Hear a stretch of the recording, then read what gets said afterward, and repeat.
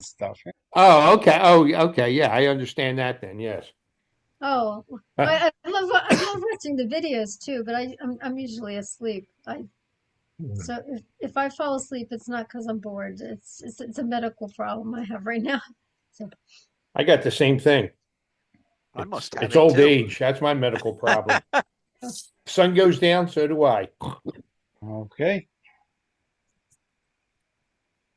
I don't get up till around 7:30 anymore now that I'm retired. Congratulations again on your retirement. But that's funny. Like people say, "Oh yeah, when old people they don't sleep at night." I'm like, you know what? If I don't have to get up in the morning, I don't. You know. Well, let's be clear. I don't mean I just got up. I mean at 7:30 in the morning. Yeah. Yeah. Yeah. Yeah. Well, if you're counting that, I'm up at midnight. I'm up at 2. I'm up at Yeah, 4. yeah, Yeah. that's different. Yeah. But I can fall right back again. No problems. Yep. So, Doug, before everything starts, do you have any news to share with us? Can Uh, you talk a little bit about the CLRVs that you're doing with oh, Ed the Sukas? PCCs, you mean the Yeah, Kansas I'm City sorry. Yeah, yeah, the PCCs? Kansas City. Yeah, I'm sorry. Yes. Yeah. I mean it's in progress. Ed's still finalizing the last few details with the designer. So we had some back and forth over a bunch of things, but the last thing was the the shroud on the roof. Okay. Um, so Matt Nolan actually dug up some original blueprints for those.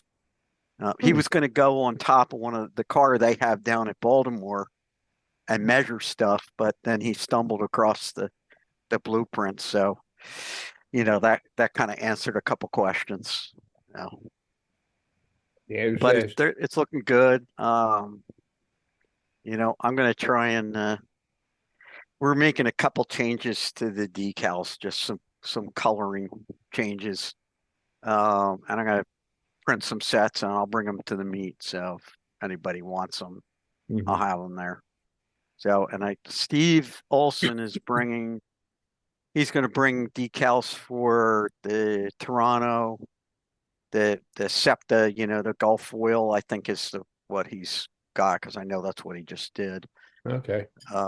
And some other New York thing, but I'm not sure I understood what that was. Like NYCTA or something like that. I'd have to go look at his email, but anyway, he's going to bring some sets of decals too. And I don't know what we'll have our cars there because Steve did one in the Bicentennial and I did one. Both of they're the pre-production ones, Hmm. and I don't know when we'll see the other ones. It won't be before the meet for sure because we don't even have it doesn't have the design in hand to send off to China, which will now cost how much more? 35%, 50% Yeah. more to get those printed. They, uh, they're coming unpowered. Or are they coming painted or unpainted or No, they're just bodies, and just bodies, that. right? Well, they're bodies, floors. Although the floors aren't I suggested that too, but that didn't happen with these. Um, the floors aren't really designed to like stick a Q car power truck under. Um, I had to, we both had to, modify the floor to get those in there. And it's got, you know, seats and the dash panels, um, dividers, the by the doors. Yeah. It's got all that stuff. So it ended up looking pretty nice. You know, Now your seats, what color did you paint them? I painted, well, one side gets painted red, one side gets painted blue. Yeah, There I don't think was, all the interiors were exactly the same well, though. that's possible, But a lot of people were saying, and I don't know, this stuff gets whispered down the lane, so you Hmm. never know whether to trust it. But a lot of people were saying that only 2251, which was the first Pennsylvania car, got that treatment. But I know of at least half a dozen others Yeah, I was going to say, that we was can one. document because we have a few interior pictures of other cars Hmm. with that, you know, left, right, blue, red scheme. Right. Um, and there's a bunch of exterior photos where you can see the colored seats through the windows. Hmm. So it's a lot of them. Yeah, I yeah, don't know if it's all of them because we don't have pictures, good yeah. pictures of all of them. So I should have been taking notes back in the mid 70s. I don't remember, but I do remember, like, some of them. There was at least one that did not have the red blue, like red down one side and yeah, blue down the other. I yeah, know that's that. Yeah, possible. Yeah, yeah, yeah. But it's like funny when Bowser first announced that they were going to do them, trying to convince George Huckabee that the lettering was not black because all the lettering, like all the photos that they had, the lettering yeah, looked black. yeah. Like the It's New blue. Jersey, the state colors all look black, and some of the numbers look black. Yeah, And I was like, no, they weren't. They were blue. And they're no, like, they were no, blue. no, look at look at the colors. But But even when we get the blue, Steve and I are going back and forth about how blue they should be. It's like yeah, you can't win. And I- some of them got repainted, and the colors are different on the repaints, and well, they I do know this. faded. Yeah, And the yeah, repaints, the blue and red were much darker than the original. well, they used the colors, the blue from the Gulf oil scheme, Yeah, because they had started painting cars with that. So, yeah, and that's what they had on hand. So, yeah. But I yeah. think you mentioned before that the fonts were different between the states also. Was Yeah, that there you were, or somebody? Yeah, yeah, there was not a lot of consistency there. yeah. So, but that I've accounted for because I had, I had enough pictures of all the states to modify the fonts where needed. It's Hmm. just a few, handful of letters. Yeah. Which Or- I wonder if George Huckabee's HO one scale ones. Nah, they just they had a See, font that was appropriate for the lowercase letters. The yeah, uppercase ones had none of the flourishes that were on the actual cars. yeah. And that's where they got creative. That's where there's not a lot of consistency. I think they just made it up as they went along.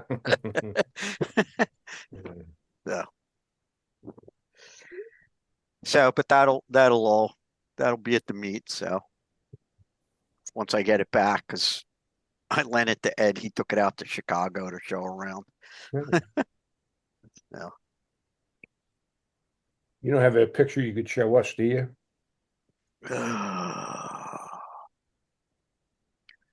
I probably do. Yeah. No, I If just I want could, to share. I saw a couple of pictures before, and I just thought the yeah. work was beautiful, and I just gotta getting into the gallery on my laptop well, I didn't want to put you on the spot. I it just takes apologize a if I long. do. For some reason, it takes a long time. So Hmm.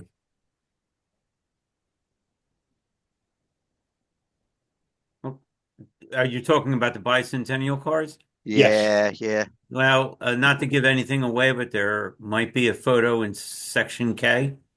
Oh, okay. Section K. Okay. But Sir Ed might have submitted one.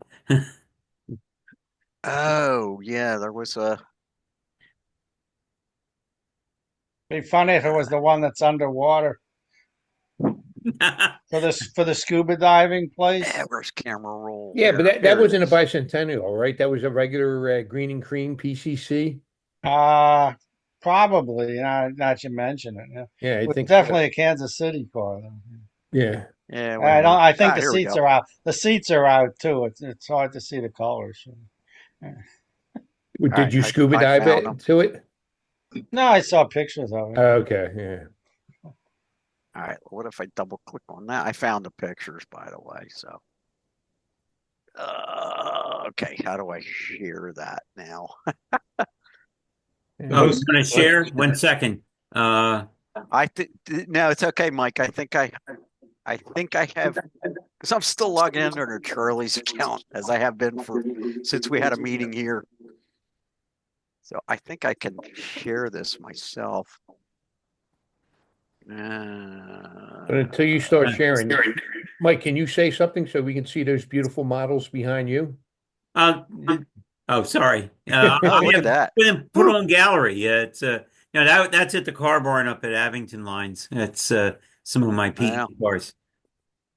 So that's HO. nice. But no, I think I just set the option so anyone can share. So I think if you go to the bottom of the screen, Doug, Yeah, I'm looking for it, but I'm uh, not seeing the share thing. it should be in the Oh, middle, there it is. I see it. I green just arrow. there we go.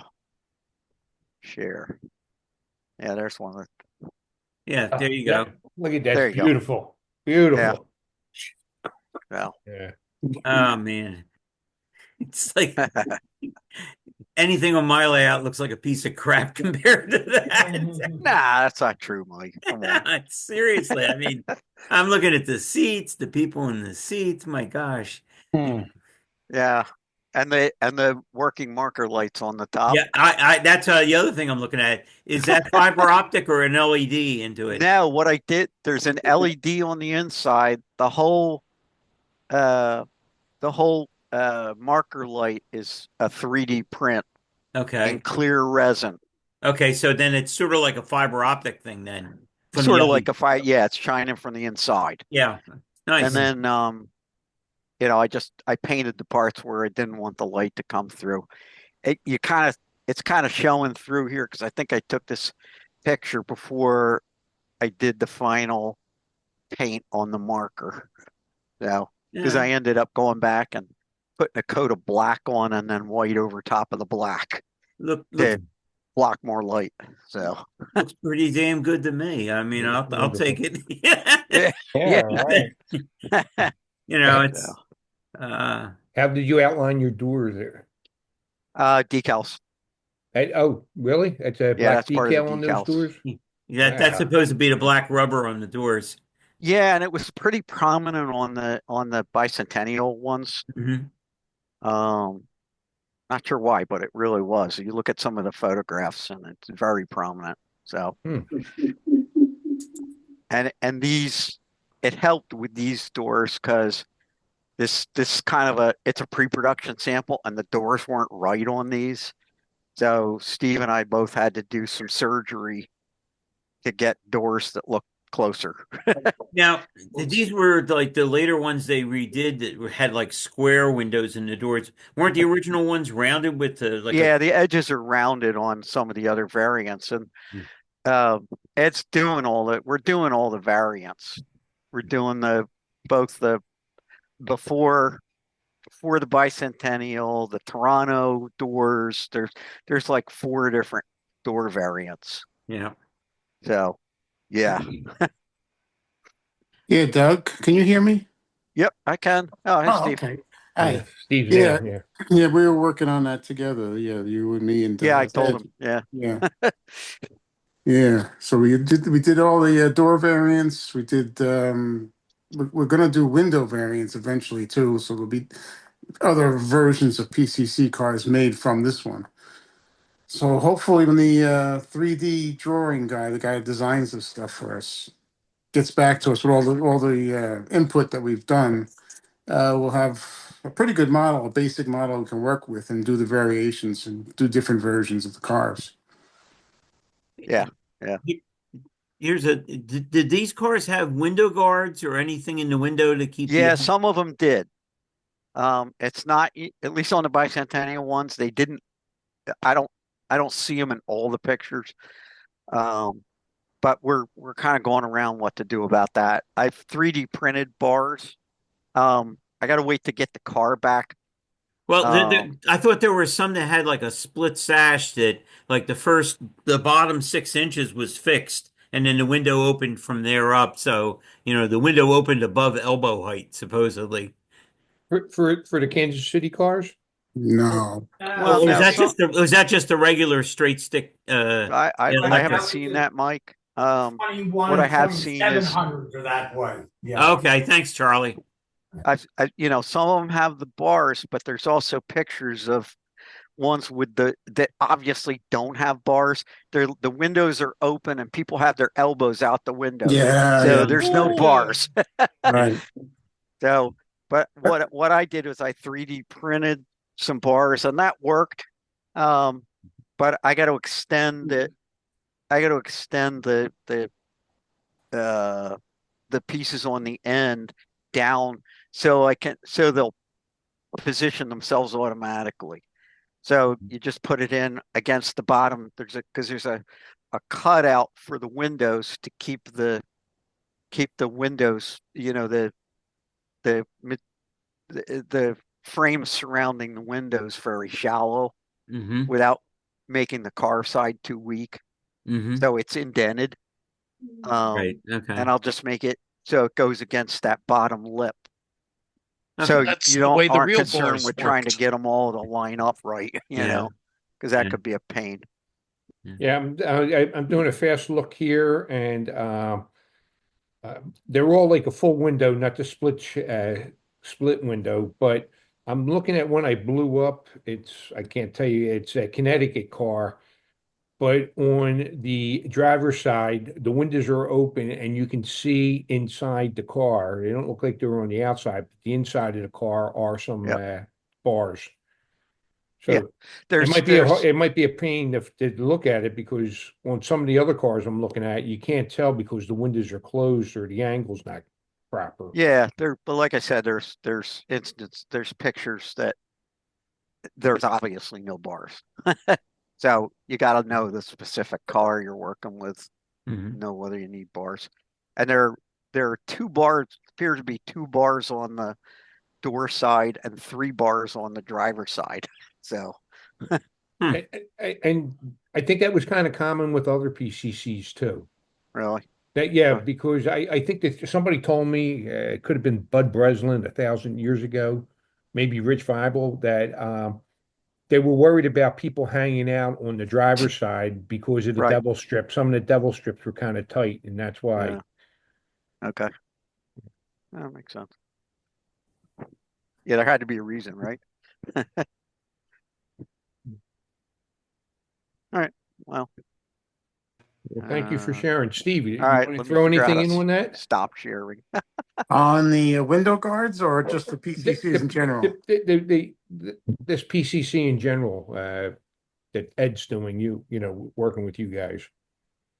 Well, we'll have the pre-production stuff at the meet.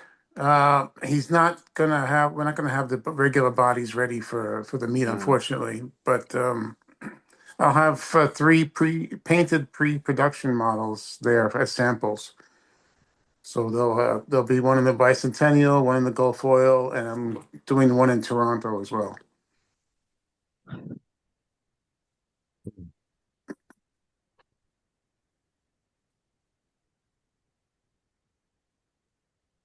And you guys know that Ed is not going to be at the meet himself, right? Yeah. Right. Yeah. Well, Yeah, he's got a couple of sales tables, so we'll have the stuff out to display. oh, good. So yeah. somebody will be doing that for him then, huh? Yes, Yeah. yes.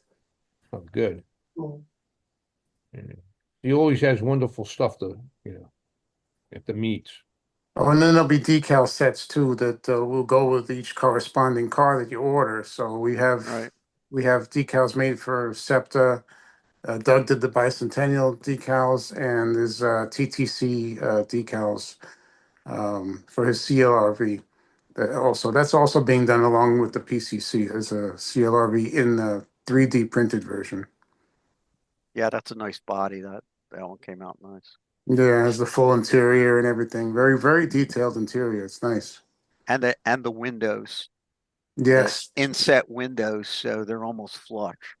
Wow. Wow. Who's going to register for the display table? I didn't get that. What was that? No, I didn't Who's hear that. going to register for the display tables? I haven't gotten any registration, although I did talk to Ed this afternoon.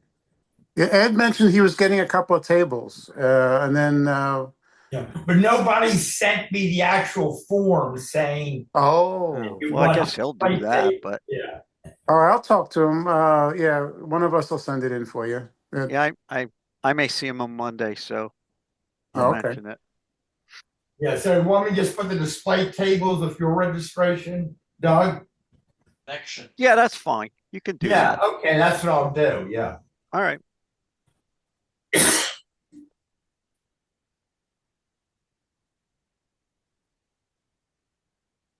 Golly, you have a wonderful roof there.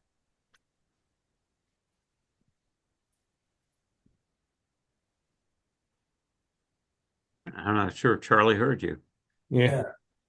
Yeah, he was the last one to speak, so my computer screen was blown up with his roof. Right, Ceiling, I right. should say ceiling.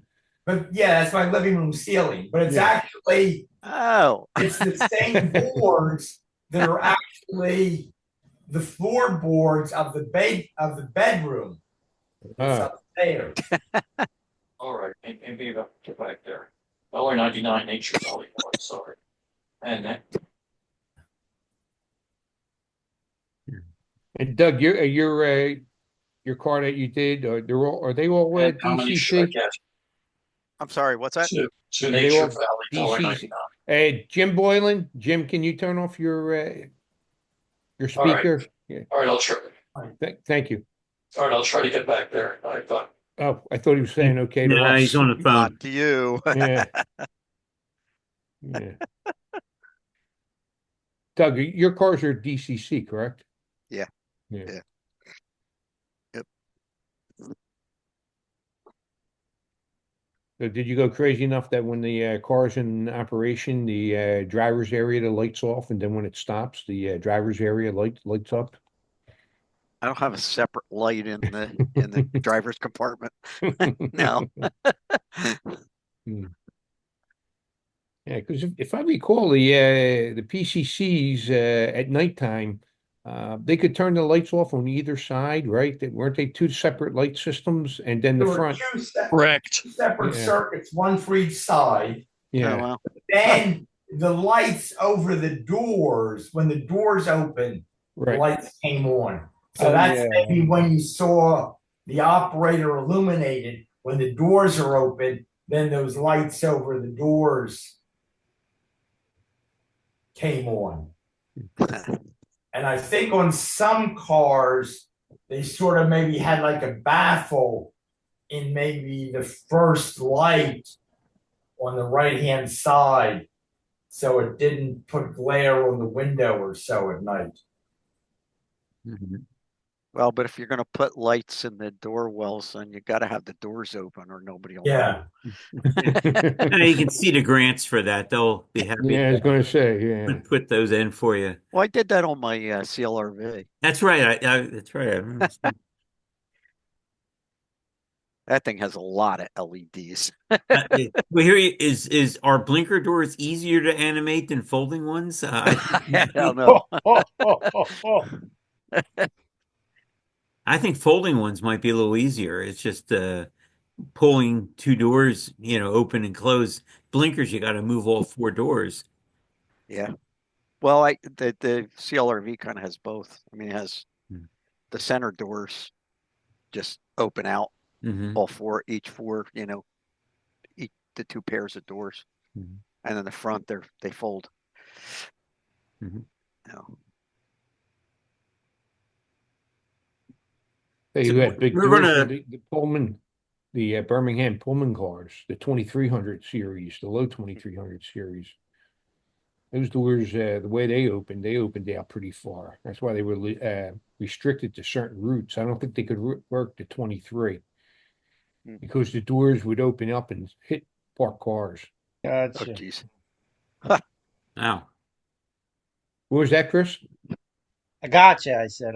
Yeah, yeah. I think if it wasn't them, I think it was the ones that came from Toronto but were painted Gulf oil. They were the Kansas City Inside, cars. they opened out also Yeah. because they had done away with the blinker doors. Yeah. Yeah. See, I But think whoever painted them on the inside just blindly followed the instructions that was always there. and it clearly said above the doors, "Doors open in, step away." Even though, as I just said, they opened out. But see, I think there were some operators after the Chicago incident where the car hit the gasoline truck Mhm. and people had problems in a panic getting out with the blinker doors. So there's some operators said, "Oh no, we won't have blinker doors," and they got rid of all their blinker doors. Right. I heard that too. See, so I think it was like, Well, I I don't thought know. the only ones that did away with the blinker doors were the ones that came from Toronto. I'm talking about the Kansas City cars. Yeah, yeah. Okay. See, so I think Toronto, they basically had a no blinker doors policy after Okay. Mhm. 93 or so. Even though this incident happened in Chicago. Huh. Yeah. See, because I always came to think of those kind of doors, blinker doors, as Chicago, because that's what they always had on the L. And I remember talking to Bill Thomas once or many times, and I talked about Chicago doors, and Bill kind of thinks for him. He says, Chris, the term is blinker door." Oh, you taught me something. Thank you.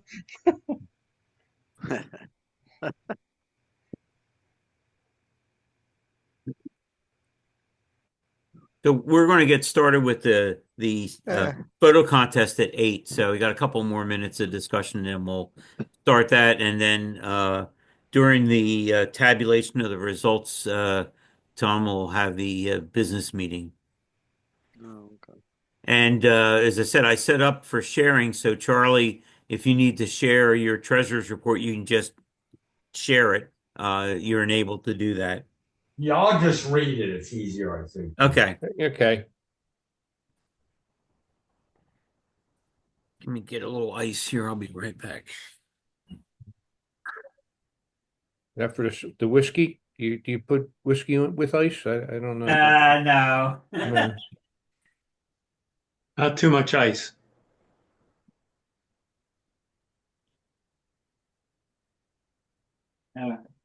Rich, while we're waiting, would you like to talk about your platform or your layout? I'm sorry, Well, platform. right now it's sort of a stopping point because I'm having some medical issues. All I have to do is hook up some wires and do some cleanup, and I will have an operable uh, segment. But I have some new issues that need to be addressed first. Mhm. Hopefully, that will happen in the next week or two, unless I get lucky and have some spontaneous resolution. Yeah.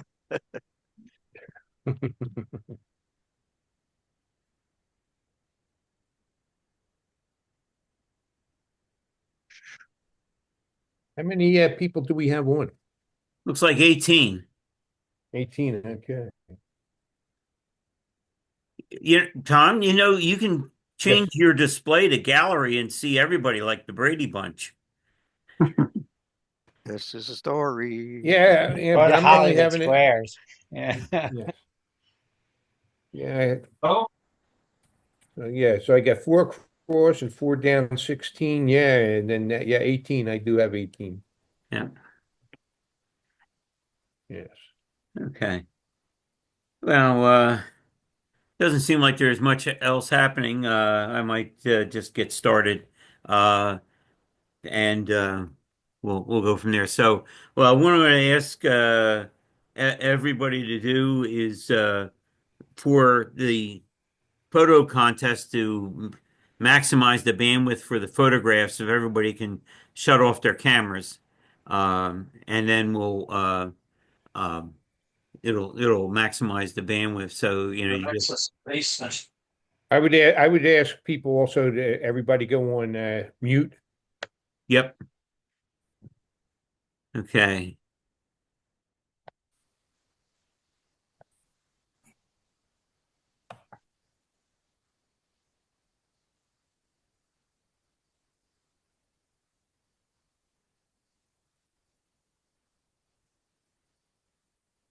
Okay.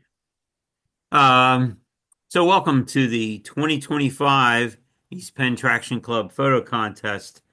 Um, this is one of those things that be careful what you ask for. Around this time last week, maybe a little bit earlier, I had only had contributions from three contestants, and some photographs from them. So I asked Adam to send out a reminder to everybody. Well, everybody got reminded, and we ended up with a ton of photographs.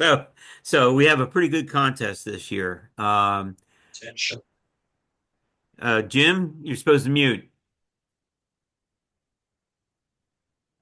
And if not, I can mute you. Okay. So um anyhow, these are the 11 categories. They're the same categories we've had, and we ended up with 97 entries from 12 submitters. Um some of them have quite a few. In fact, if you look it down at model in group K, we have 21 entries. Uh, I made a little adjustment to the rules for that because going through and trying to remember your favorite photograph with 21 pictures going by might be a bit tough with just going through it twice. So I added a third time through uh, for just that group, just because there's so many in there. And I'm going to go through the voting thing again, just for folks that might not remember. There are two categories, Group A and Group K, where there's going to be two questions when you get your ballot, and you have to answer both because I can only put 15 selections on a question. And so I have to break it up into two questions, and you have to answer both. So most folks remember that, but anyhow, just to go over, entries were placed in the category specified by the submitter, which might or might not be the best category, but that's what they said to stick it in. Some people did not have a category; they just sent me a photograph, and I guessed.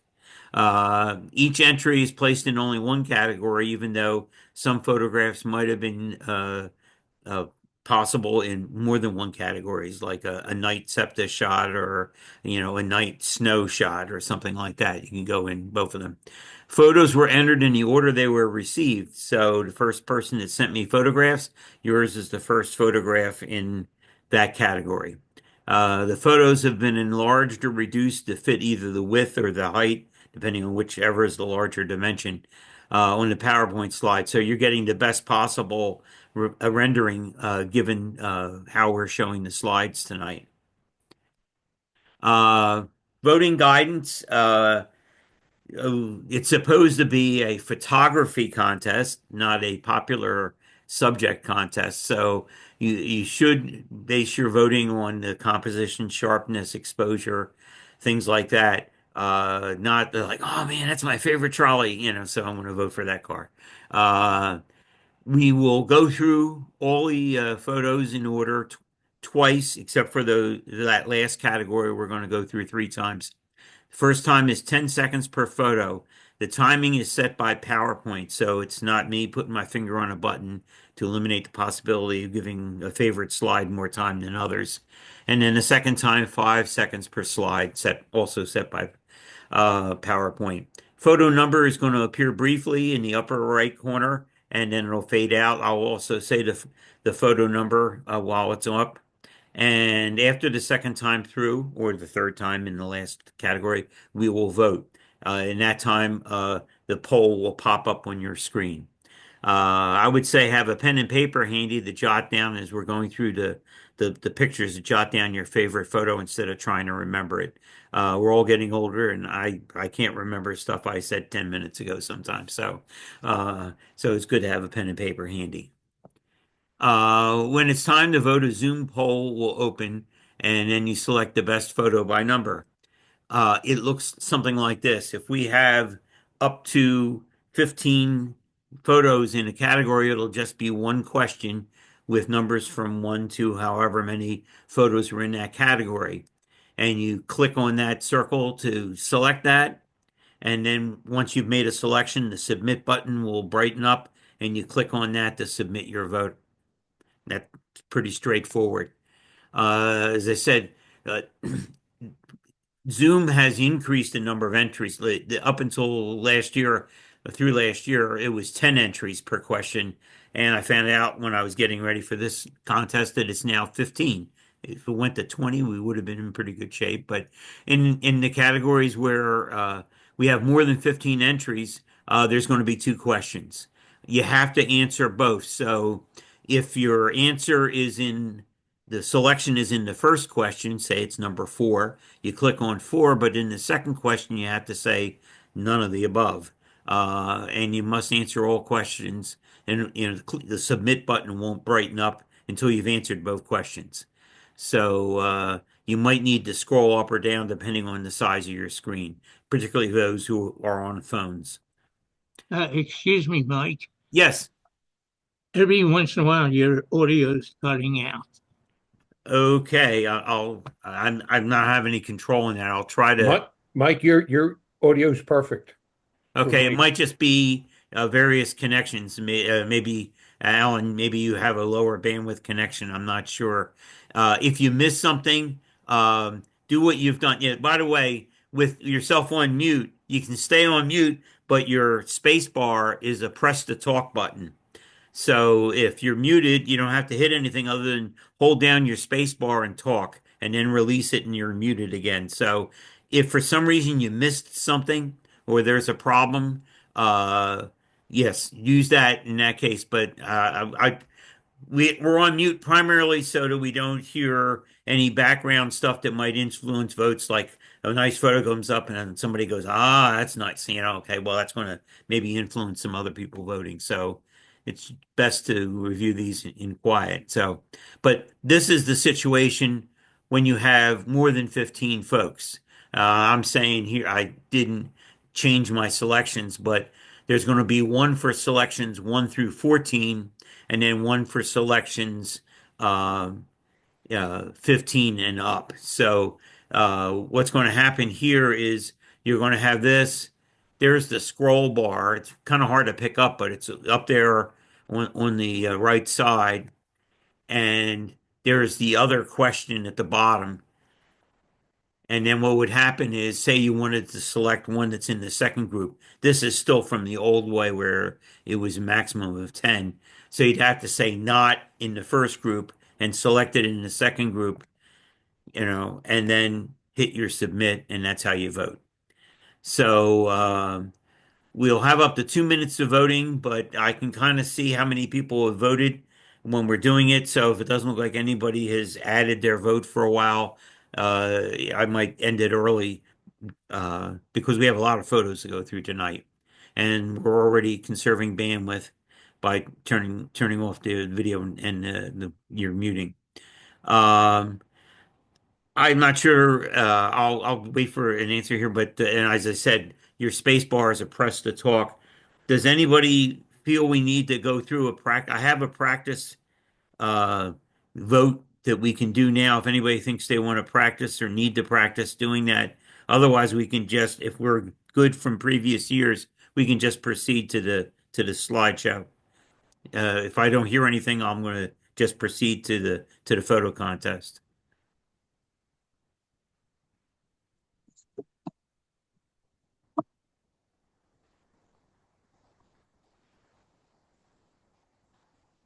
Okay, I'm not hearing anything, so I'm just going to go on to the photo contest. All right.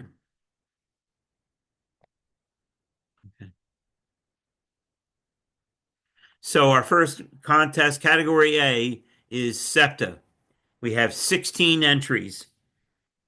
And here we go. Photo number 1.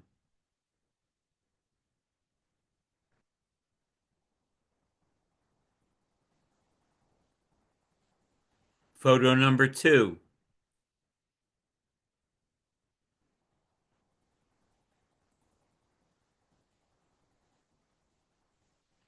Photo number 3.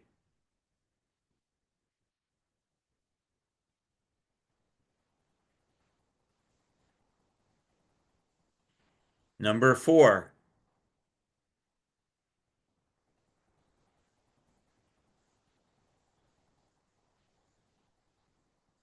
Number 5.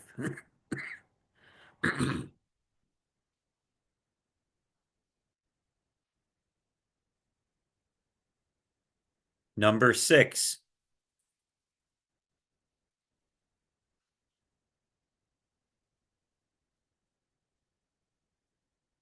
Number 7.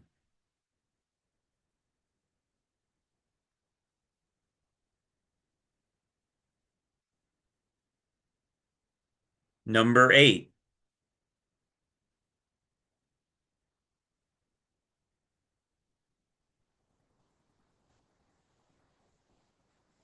Number 9.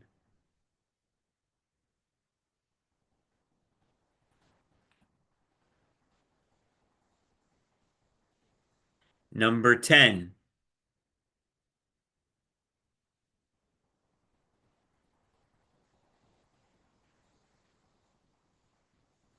Number 11.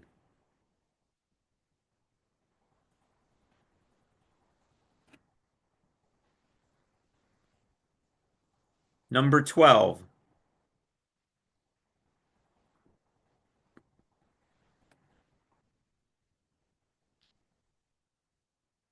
Number 13.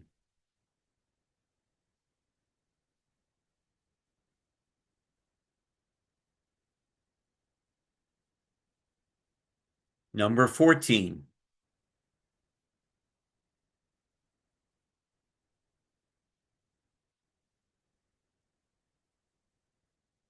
Number 15.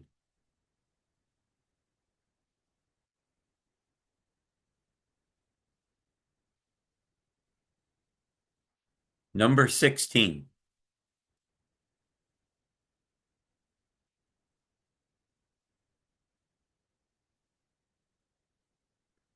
Okay, that was the first time through them. We're going to go through them again. Second time is time for only 5 seconds each. Number 1. Number 2. Number 3. Number 4. Number 5. Number 6. Number 7. Number 8. Number 9. Number 10. Number 11. Number 12. Number 13. Number 14. Number 15. And number 16.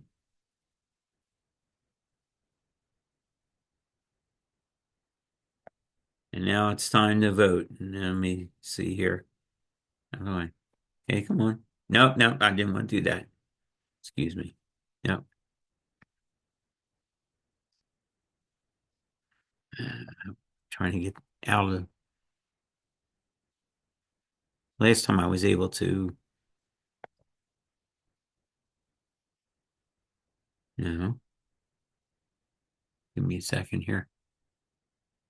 Oh, here we go.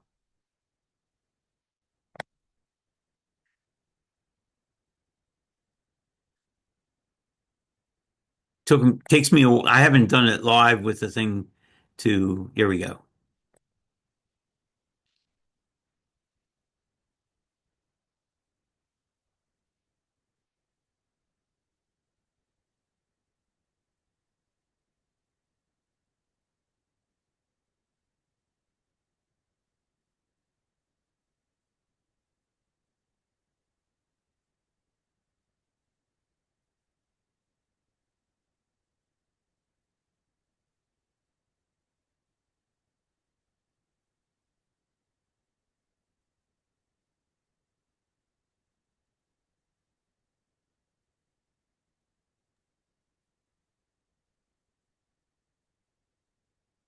Mike, I'm working on a computer and the slider was real easy.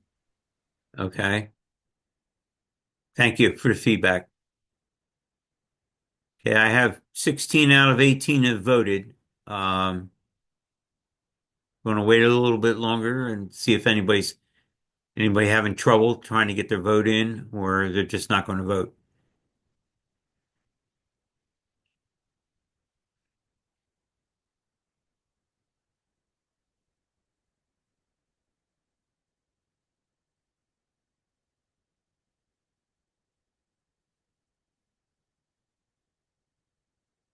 They got 17 out of 18.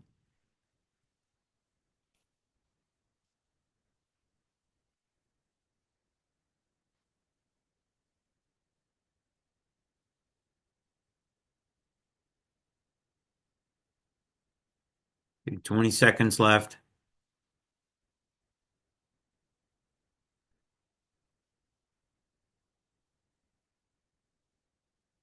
Ten seconds left.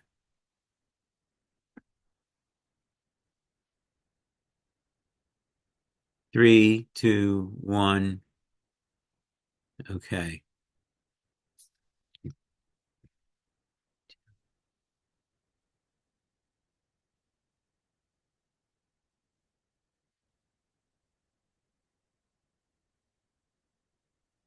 Give me a second here to get these written down and we'll go on.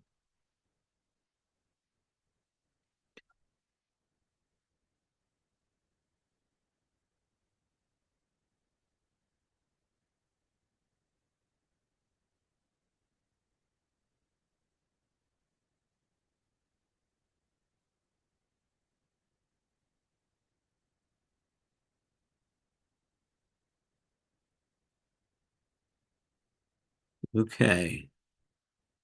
Okay, now we're back. Now, category B is preceptor. It kind of sounds like a medical term, but anyhow, we have 4 entries. Here we go. Number 1,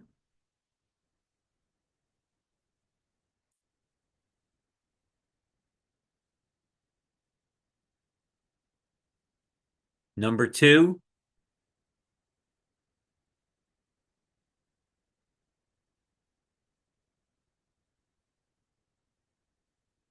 number 3,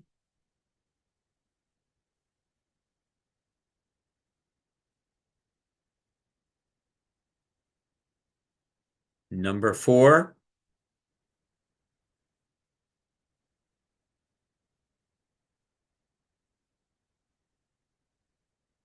wow, after having 16 entries before, 4 goes by real fast.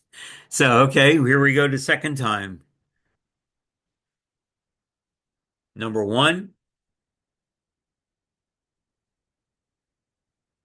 number 2, number 3, and number 4.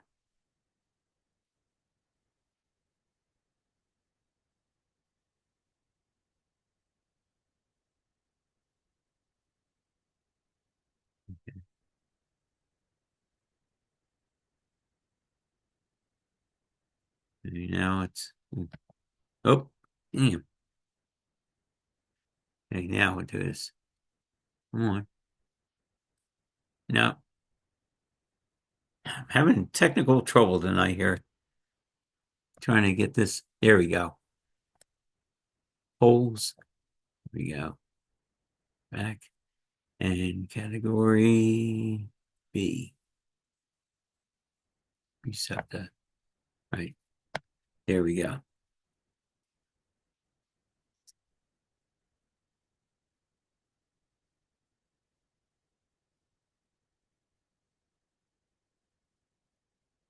Well, that goes a lot faster when there aren't as many choices.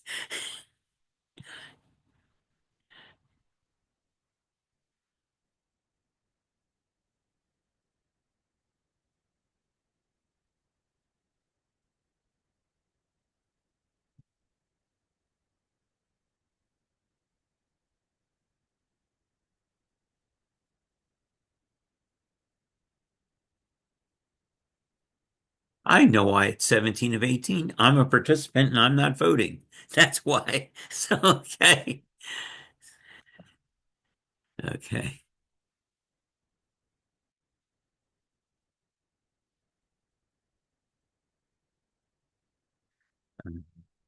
Yeah, now it all comes back to me. Okay. So now we're in category C, which is other US, Canada, contemporary. There are 13 entries, almost as bad as category A, but here we go. Number one,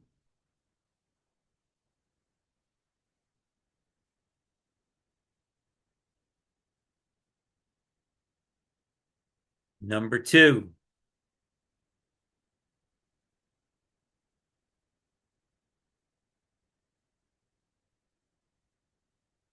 number three,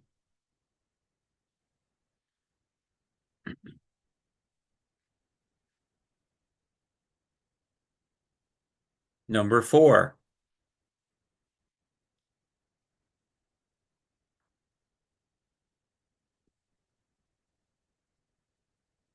number five,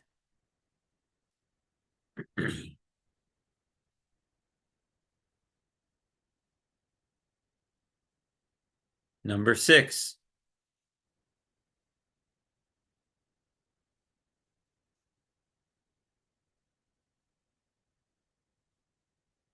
number seven,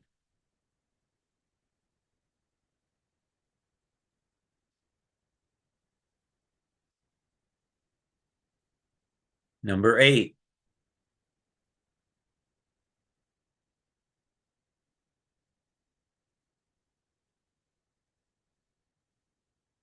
number nine,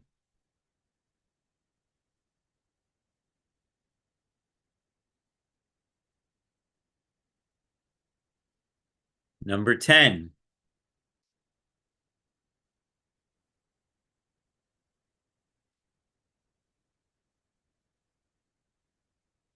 number 11,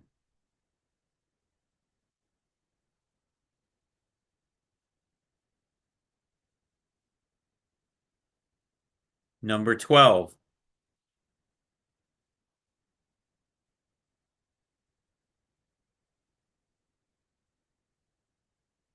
number 13.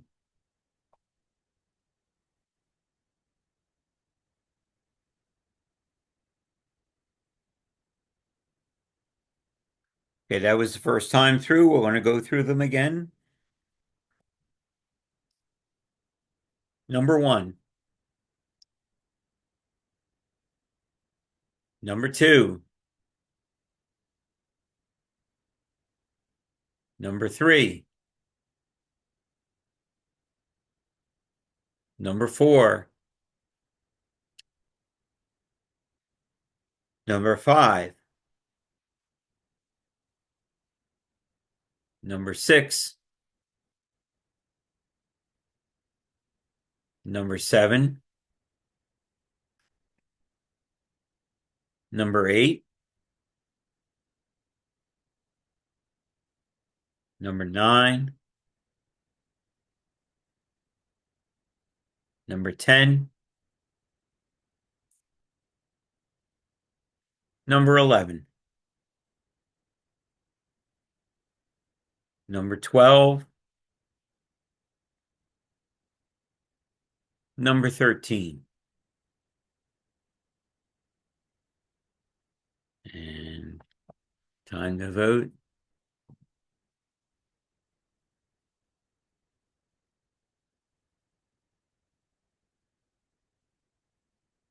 Let's see where. Here we go.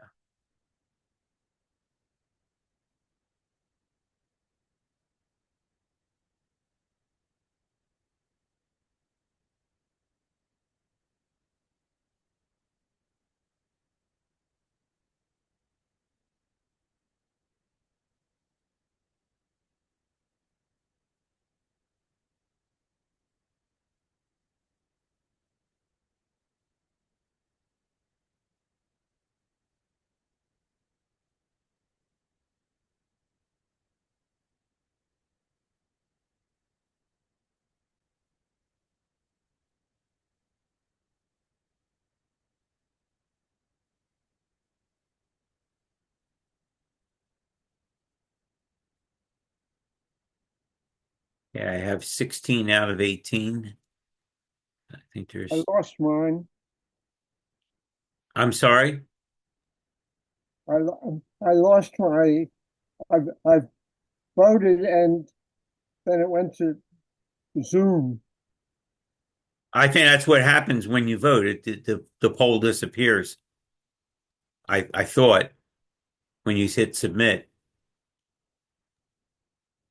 Yeah, what I'm seeing right now is a blue slide with white letters saying time to vote. Right. Yeah. So if you voted, the poll disappears. So How do I get back on the program? I'll the vote you if you voted, you won't get the poll back. That's not the program problem. I lost the your broadcast. Oh. Um Maybe log out and sign back in, Bill. yeah, that might be the easiest way to do it. I'll hold for a minute until you get back on. How is he talking? Well, I can hear him, but obviously he lost video. Okay, just let me copy down the results here.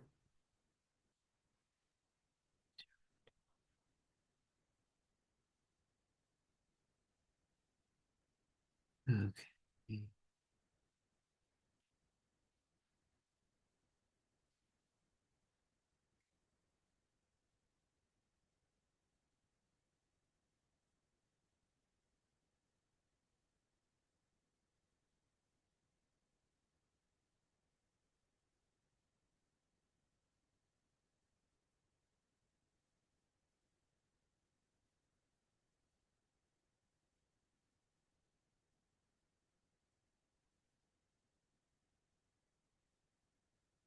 Bill, do you have a screen that says time to vote?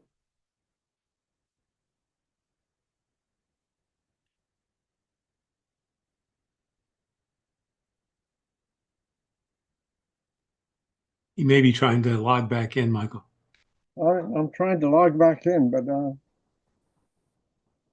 I'm not sure how I still hear you if you aren't logged in. I don't understand that either. Check the menu at the upper left. I'm sorry, upper right, Bill.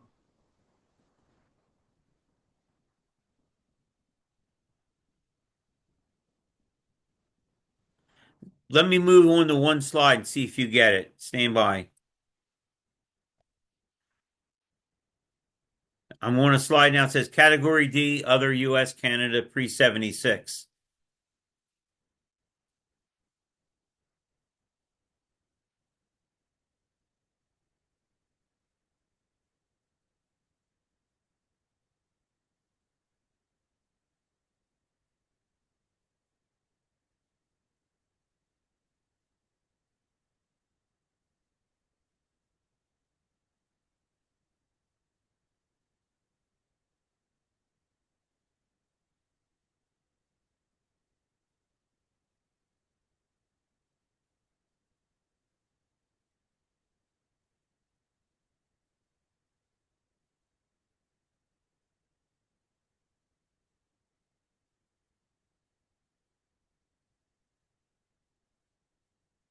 Bill, Bill?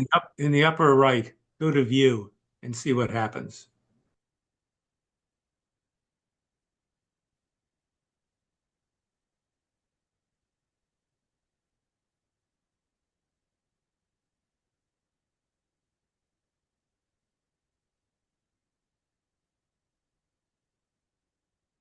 Hmm.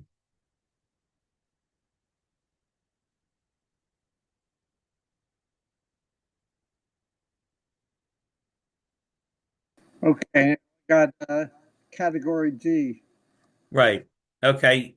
You're in a different window now. So, you're still logged in apparently for your other window, but if you can see me and and you can hear me and I can hear you, we're going to proceed then. Okay. I think he's back. Yep. He's back and better than ever. Okay. So here we are, category D, other US, Canada, pre-76, 9 entries in this category. Here we go. Number one,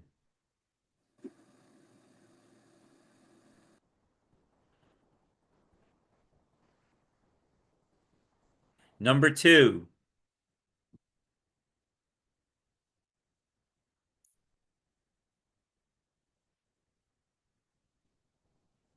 Number 3.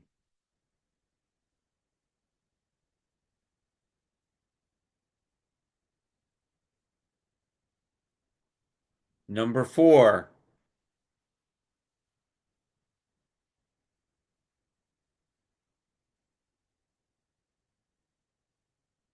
Number 5.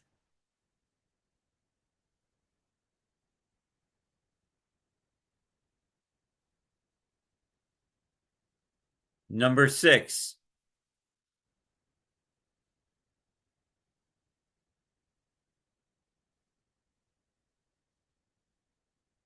Number 7.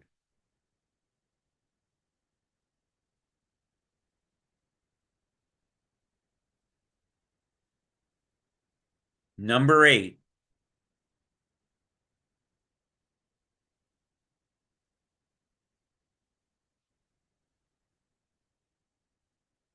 Number 9.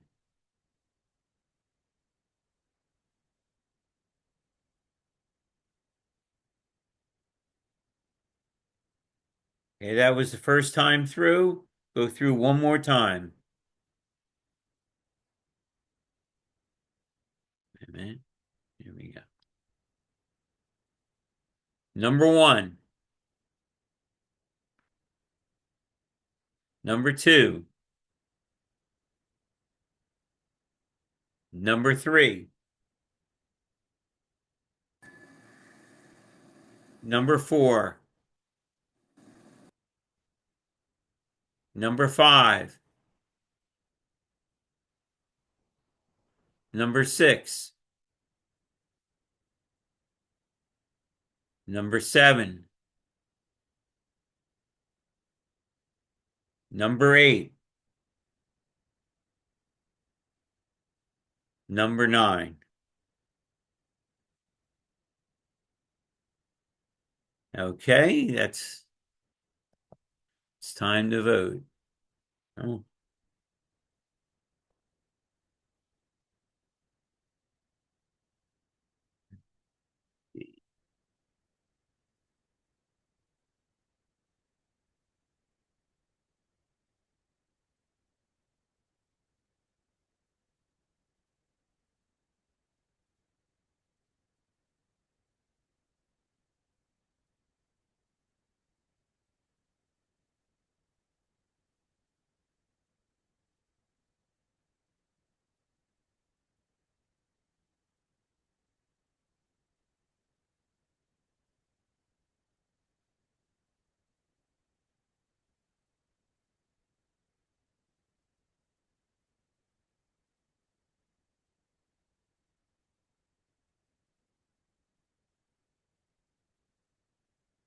Doke.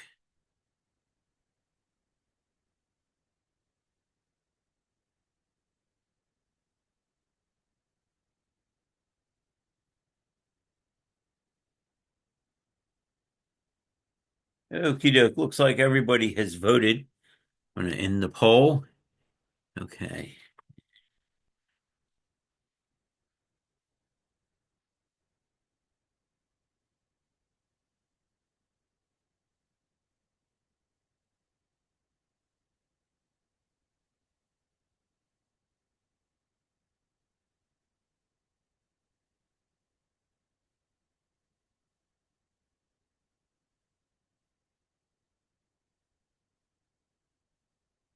Okay. Next one is foreigners. Category foreign, we have 5 entries. Here we go. Number 1.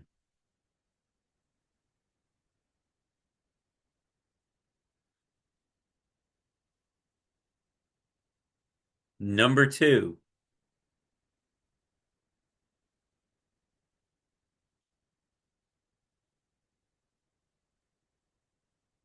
Number 3.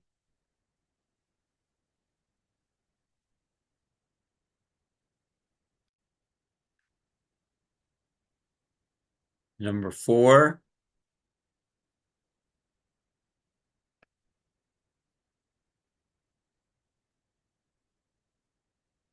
Number 5.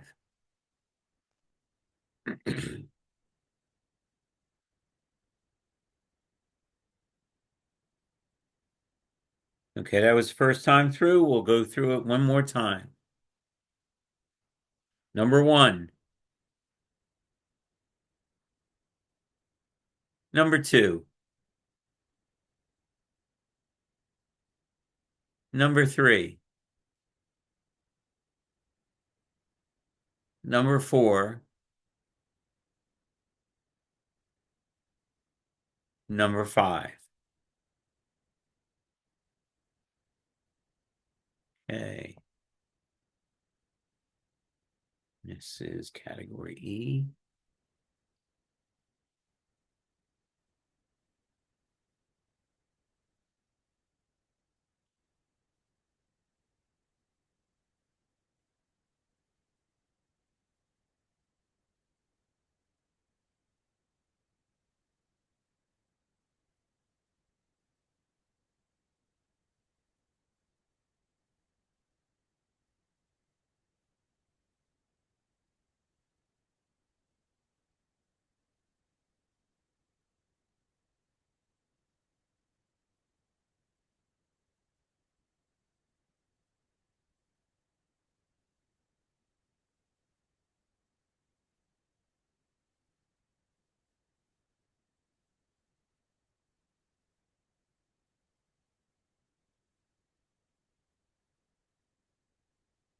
And it looks like everyone has voted. Okay.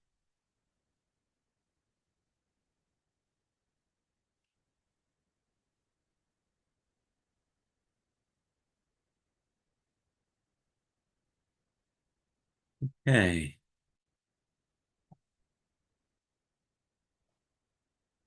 Next one, category F, snow. We have 5 entries. Here we go. Number 1.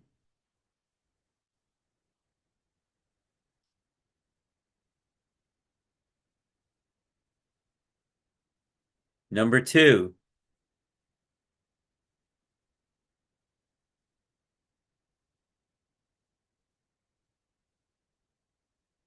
Number 3.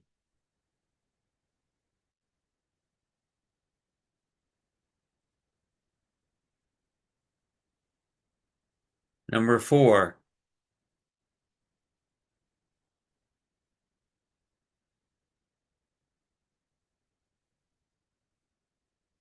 Number 5.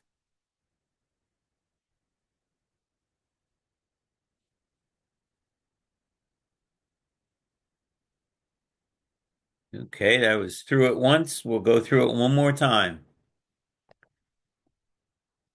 Number 1. Number 2. Number 3. Number 4. Number 5.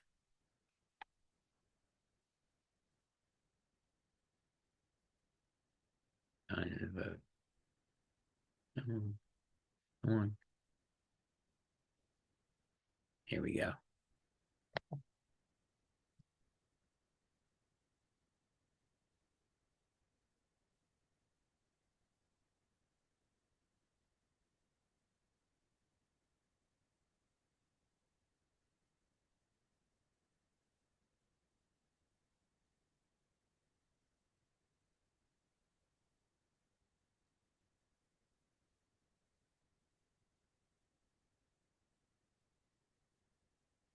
Okay. Looks like everyone has voted.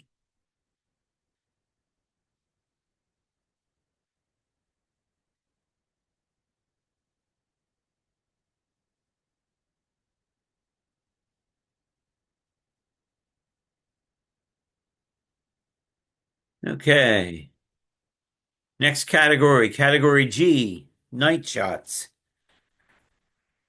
We have 5 entries. Here we go. Number 1.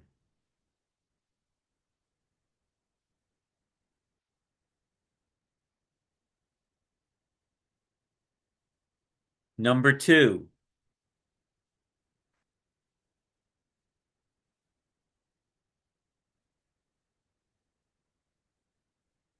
Number 3.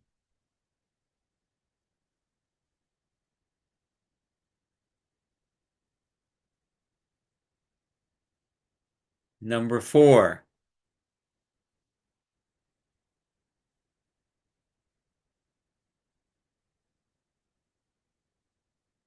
Number 5.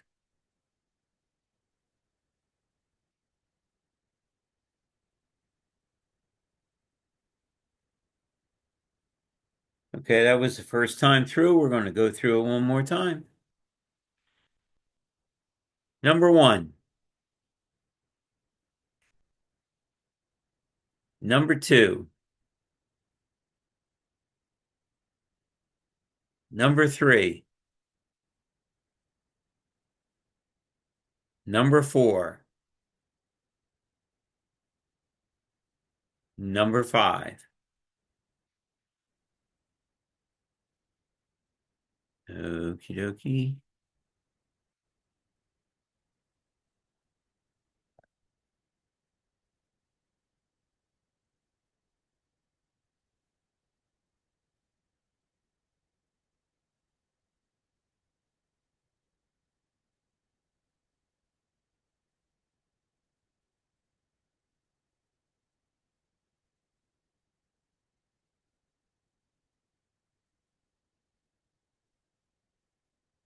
Like everyone has voted. Everybody's getting the hang of this. Voting goes a lot faster.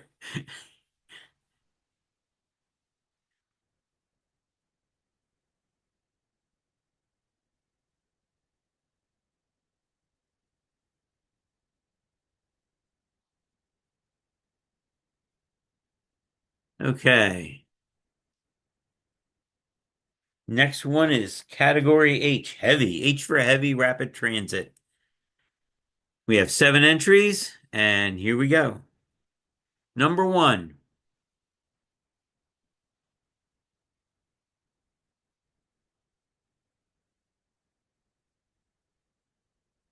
Number 2.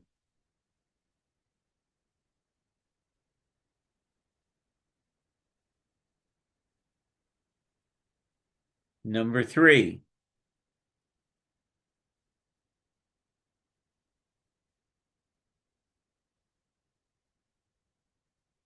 Number 4.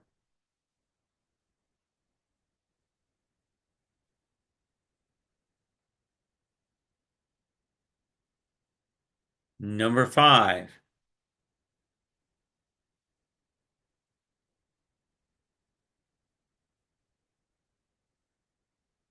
Number 6.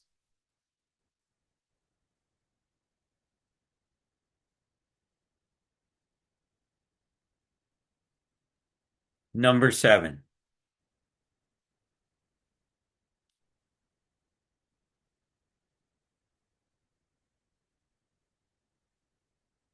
Okay, that was the first time through. One more time through. Number 1. Number 2. Number 3. Number 4. Number 5.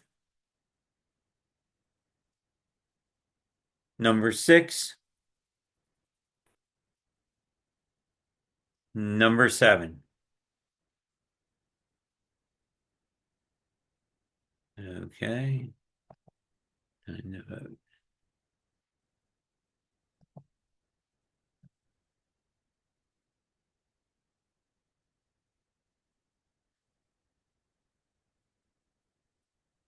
It's H. There it is.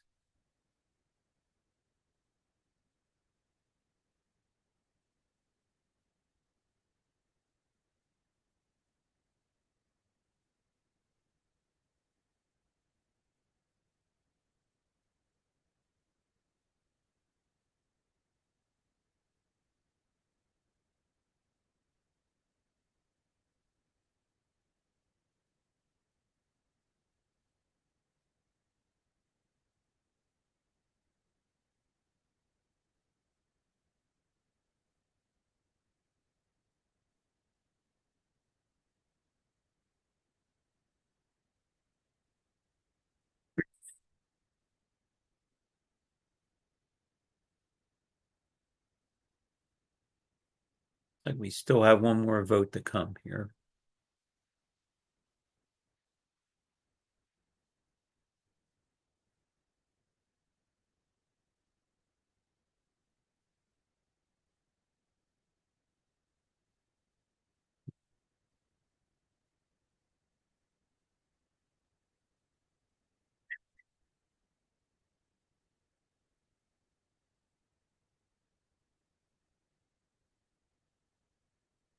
Okay, going once. Going twice. Sold.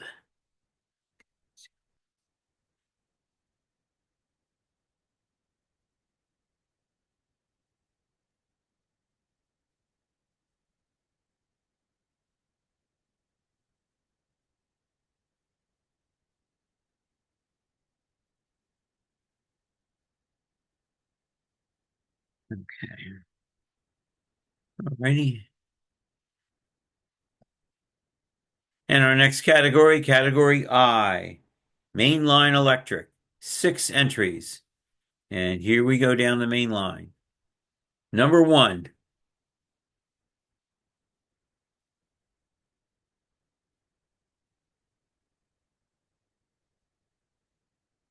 Number 2.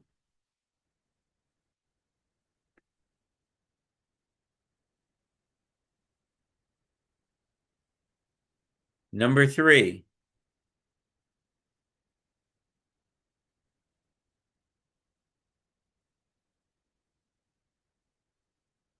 Number 4.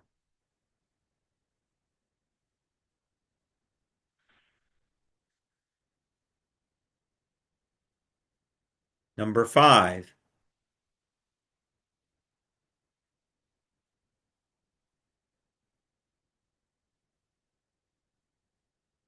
Number 6.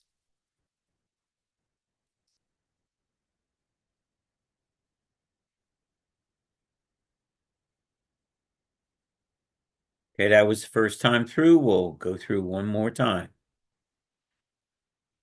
Number 1. Number 2. Number 3. Number 4. Number 5. Number 6.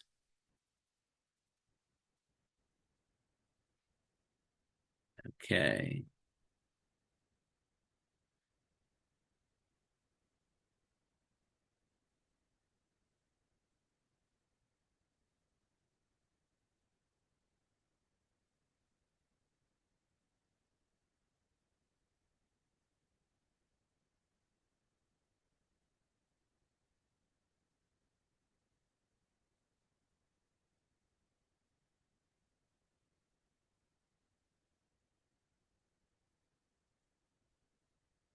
Okay. Looks like everyone has voted.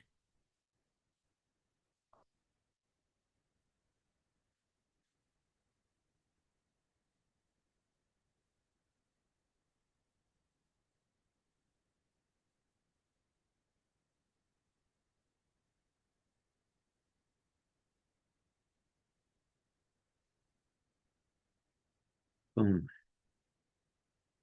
Our next category, the penultimate category, category J, Museum Heritage. We have 6 entries.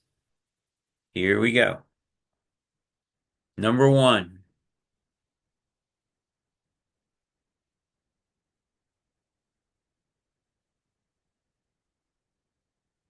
Number 2.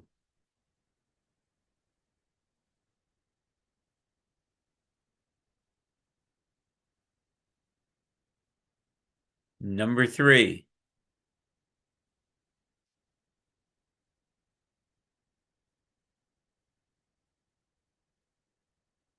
Number 4.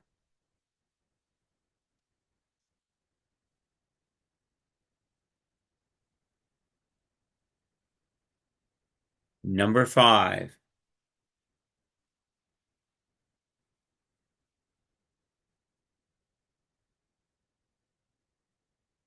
Number 6.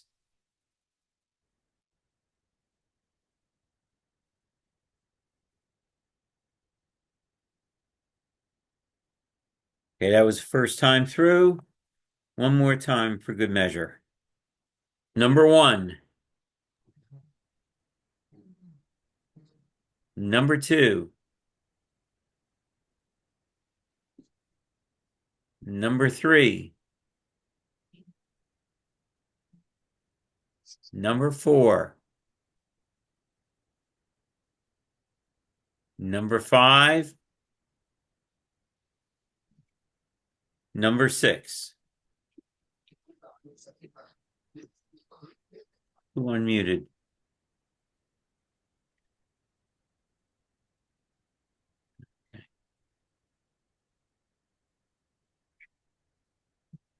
Okay.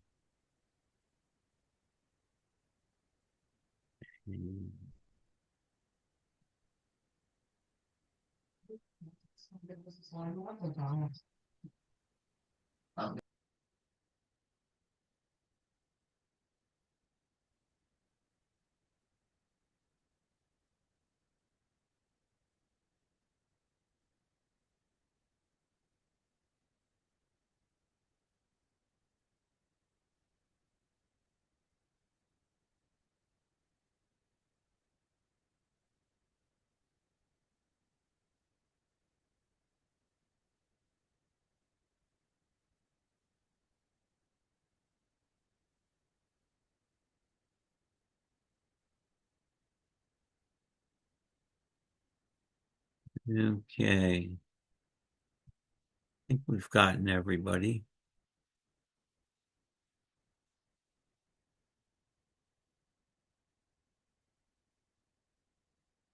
Uh,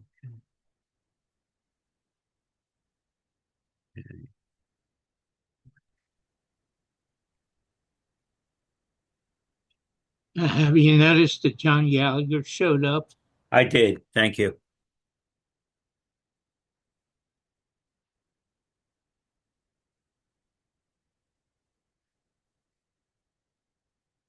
All righty. And we're our last category here. And as I mentioned before, we're going to go through 3 times. It's going to be a long ballot. So make sure, you check everything on the ballot. But 21 entries in category K for model. So here we go. Number 1.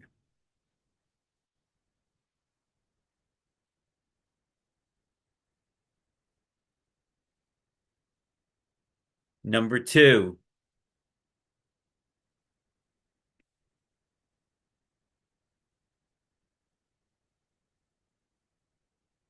Number 3.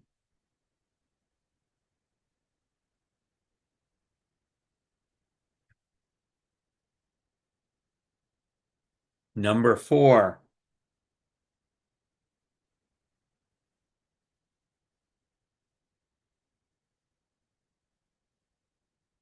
Number 5.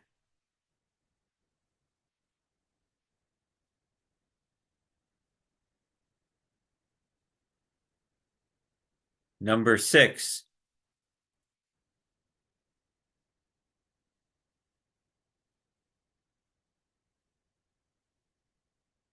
Number 7.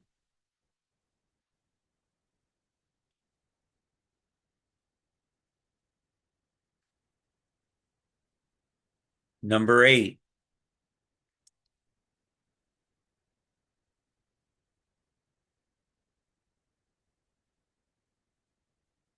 Number 9.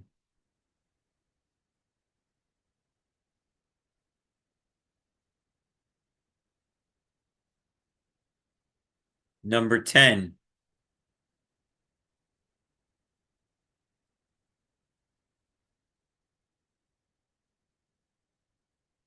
Number 11.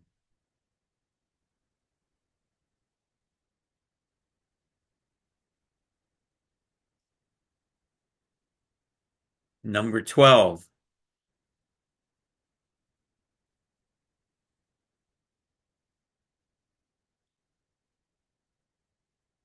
Number 13.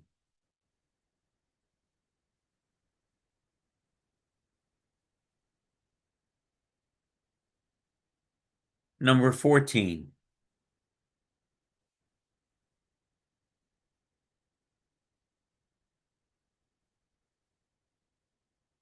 Number 15.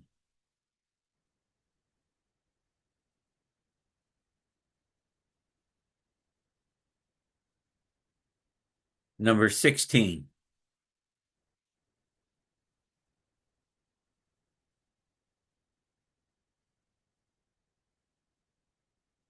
Number 17.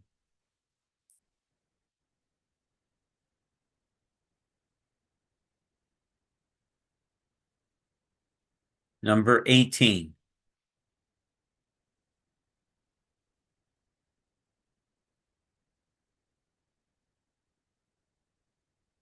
Number 19.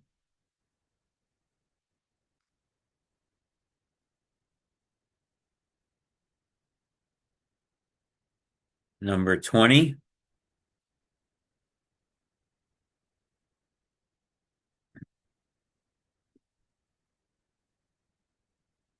Number 21.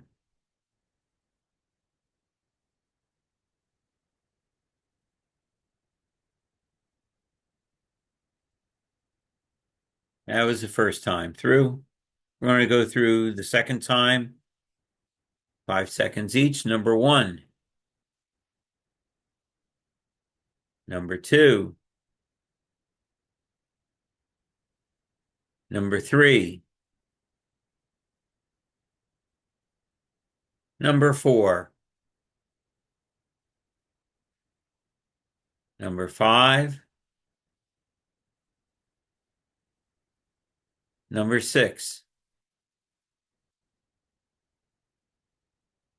Number 7. Number 8. Number 9. Number 10. Number 11. Number 12. Number 13. Number 14. Number 15. Number 16. Number 17. Number 18. Number 19. Number 20. Number 21.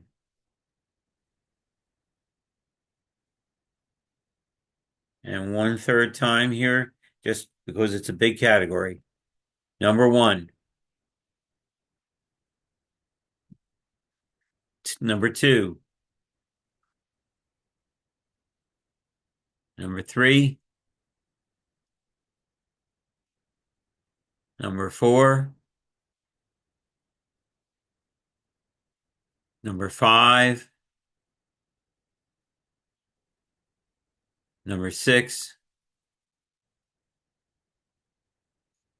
Number 7. Number 8. Number 9.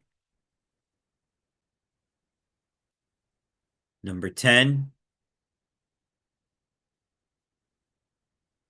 Number 11. Number 12. Number 13. Number 14.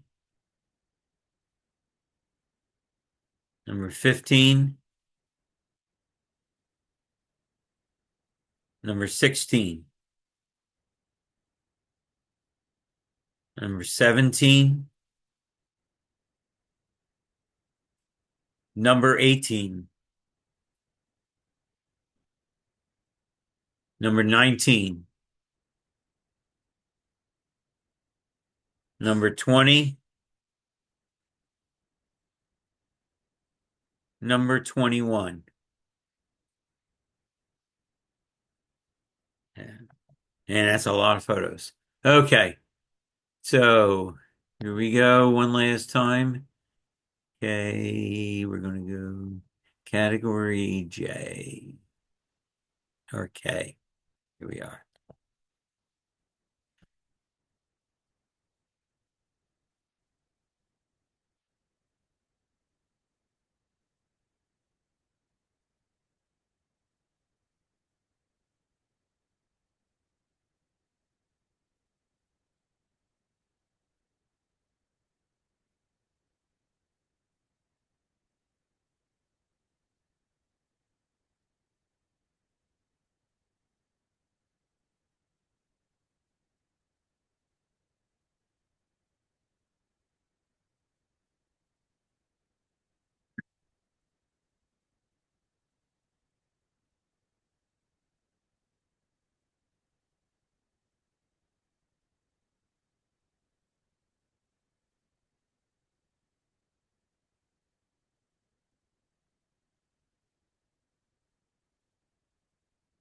Okay. Looks like everybody has voted. Okay.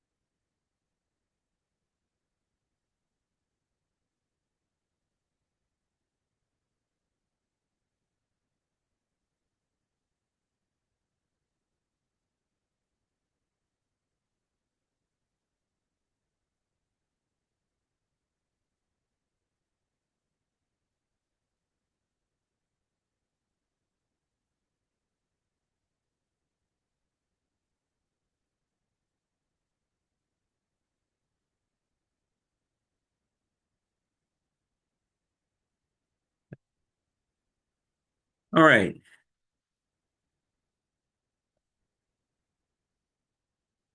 Okay, so that's the end of the voting part of the contest. I'm going to unshare the screen, turn it over to Tom while I go put the winning slides in their slots, and I'll be back with you in about 10, 15 minutes. First of all, Mike, thank you again for doing this. It's wonderful, wonderful. Many of us remember the slide nights where you had to do little scraps of paper, and then a few of us would go huddle in a room and count them all up. And this is so much nicer. People can sit and look at the photos and all that. So thank you again for doing this. How many years is it now? Since about 5 years, is it? It started, I think, during COVID, so Right. Yeah. that would make it about 5. Yeah. Quite honestly, I have a ball doing it. It's a lot of fun. Once you have the infrastructure, the PowerPoint together and stuff like that, it's pretty much dropping things in the slots. But just seeing everybody, it reminds me of just how poor a photographer I really am. So when I see how everyone else what they shoot, I am not worthy. Just the same thing as when I watch how some of the models everybody else builds. But no, it's a lot of fun doing it, and I appreciate the fact that this seems to be maybe the most Zoom participation we have of the year, so it seems to work well in this format. I agree with you. Go back to the days when we had carousel slide projectors and a pull down screen, and we did it on those things, and it does seem. I think it's the most equitable way because of how it's presented. So if you want to see the bigger slide, get a bigger TV. It's a or a computer screen. But I'm going to go start putting slides in there. Tom, it's over to you. Okay. Thank you. Mike, I would like to, this is Jenny, and I would like to say how much I appreciate how you've done this and how well you have done it. And you really have gotten it perfected down so that it works very, very well. And I thank you. Thank you to all the participants, both people who submitted slides and people who showed up tonight and voted. Okay, Charlie Long, let's go to you first. Just do a synopsis of how we're doing monetarily wise. Any update on calendars or anything like that? What happened to Charles? Charlie Long, you still there? You still with us?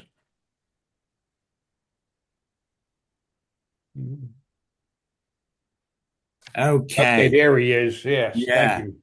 In the cash account, we have $328.79.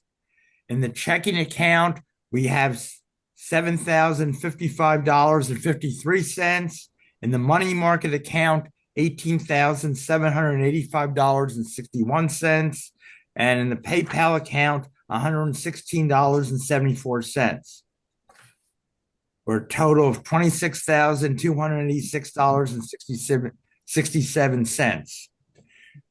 For the meat, we have 169 registered so far, which includes 27 vendors with 44 tables. Anybody on here tonight, make sure you sign up. It's real easy. PayPal. Boy, I'm not computer literate, but I did it right on the website and click, and next thing I know, a couple days later in the mail, I get my registration. So don't delay. Please get them in. Did we get anything from Allentown yet? When do they want the money for the? I have not heard anything from them. I'll reach out to Mike next week, but right now, nothing. Okay. How's calendars? Good. I think I had one come through through PayPal. Rich, would you like to say anything about calendars? No, we had a good year, and Yeah. probably after the meet, Charlie and Michael and I get together and make the selections for the 2026. Okay, thank you. Number 10. We talked a little bit about model stuff beforehand, but as Mike's doing this intermission, it's only going to be about maybe 10 minutes. Let's try to move this along a little bit. Does anybody have anything for the good of the order before we talk about prototype news or model news? Anybody good of the order? Okay, nice and quiet. Okay, prototype news. How about anybody have anything prototype news?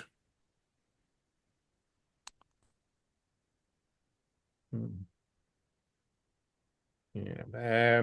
Does anybody ride Scepter? I know the trolleys have gone over to the T, and the Media and Sharon Hill lines are now the D, and the Norristown line. You think it'd be N, but M for Montgomery County.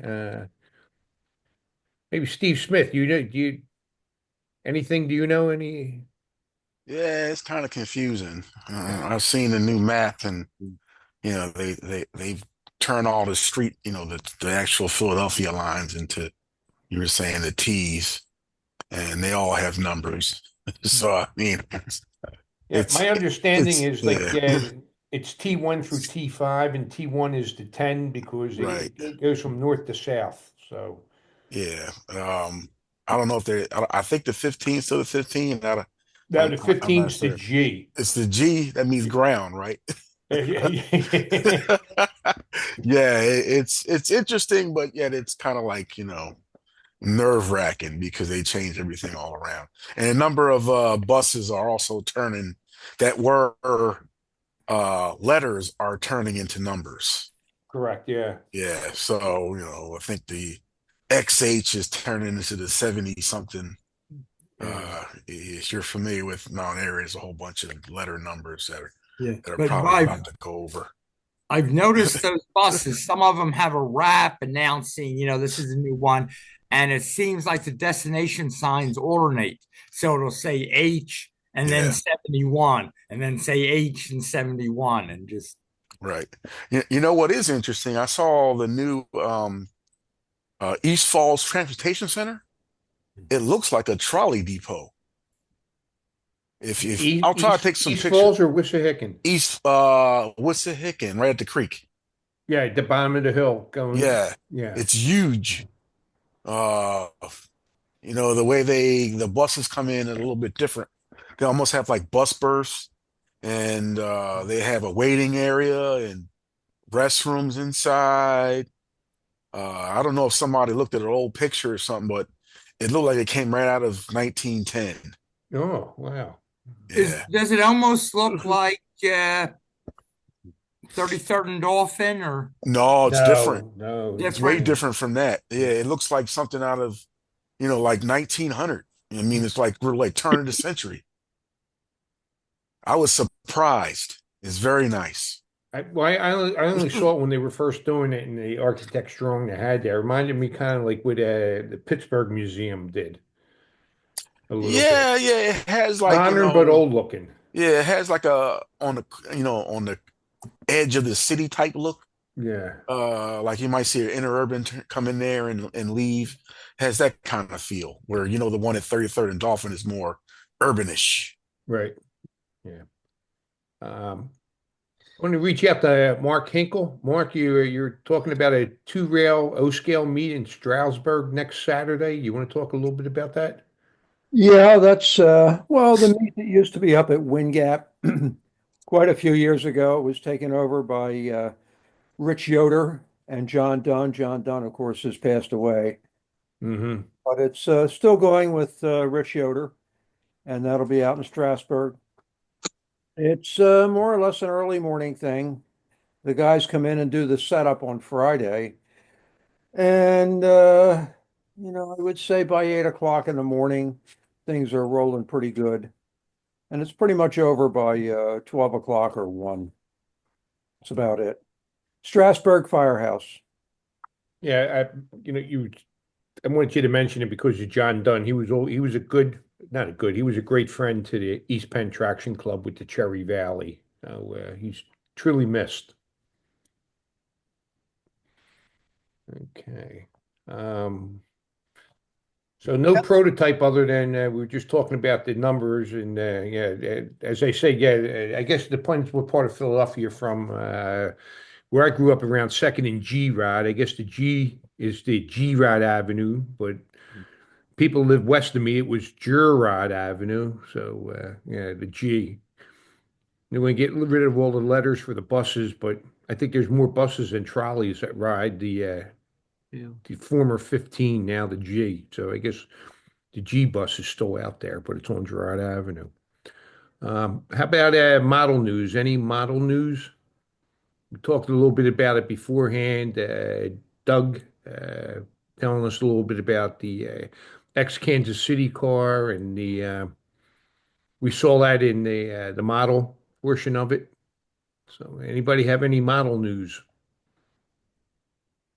Okay. Okay. Gee. Anybody have any news? We're all just quiet, waiting for Mike to come back. Yeah, give me a couple more minutes here. I'm almost done. Jim Boylan here. Just my usual announcement that I have a good deal of supplies for the modelers who are building anything, either trolleys or modules. And again, thank you for always offering. Yeah, this is stuff that widows of deceased members donated, and other stuff that I got at the Radio Shack bankruptcy sales. I guess I'd like to hear a little bit more about the trolley meet. Vendors, what kind of vendors are coming out? If you go on the eastpenn.org website, there's a list of the vendors. I imagine it's nobody new, is there, Charles, this year? It's just normal, the same people that come, other than Ed. Ed won't be there, but somebody. You are welcome. I'm sorry, somebody talking? Oh, yeah. Yeah, we'll have Faulkmore will be there with his 3D printed stuff. George Huckabee will be there. Rich, do you know what George will be bringing, or with Faulkmore will be bringing? I don't know what Volkmar is bringing. George had Yeah. asked me, would I handle the receiving and shipping back of his stuff, which I told him I would do. Yeah, and Mike and I, we did get a note from Volkmar. I think because of the international situation or whatever, he doesn't want to be listed as a vendor, but he will Oh. be attending. Okay. See, I think there may be some custom issues or so. Yeah, but whoever asked that question, are we having what's the gentleman, Kenneth Springer? Is he coming again with the books? Yes and no. That he has a woman that works with him. That she's based, I think, in Westchester. That co-authors some of the books with him. Mhm. So she's going to represent him at this meet. So he doesn't have to travel all the way from Erie. So he basically will cover, like Western Pennsylvania meets, and she'll cover the East Penn meets. Yeah, I said Jim Boylan was just kind enough. He put some of the name of the people and what they're doing. You know, beginning with Dan Allen, you have books and Yeah. a lot of them are people that we've seen before. Who's the gentleman that shows up on Saturday? He gets there first thing in the morning and he's gone by the afternoon. He sells everything out. And he's like a school teacher or something like that. Is that the guy from New Hope? John DeAngelis. Yeah, I haven't heard from him yet. Uh, So I don't know, I'll give him a nudge. Yeah. Yeah, he always has something, always. Yeah, he comes, sells, and goes. Yes. Okay, number 2. One bit of news, it's old news, but I just found out a month or so ago. You remember Lynn's Junction, which is now Hennings, Right. In Lansdale, and Paul Maynard was the longtime owner of Lynn's Junction with his wife Linda. I found out that Paul had died in the past year. I hadn't known that. He was a good guy, very knowledgeable, and very supportive of our club, our calendar.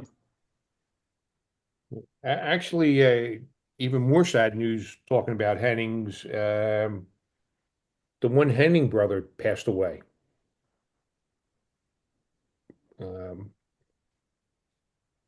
It had been Carl, not Bill. Bill's a trolley guy, believe it or not. Harry. Harry, yes, Harry, yes. Harry the third passed away.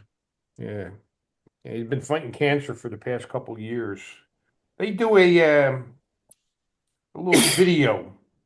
It was supposed to be done every Sunday night, and kind of like fell behind. Then was like maybe once a month, and I think so far this year they may only had like 2 or 3 of them, and the one was all about Harry passing away. But they do, if you go onto the Hennings site, they do have I don't want to say a video cast, I guess, not a podcast, but they do a video cast.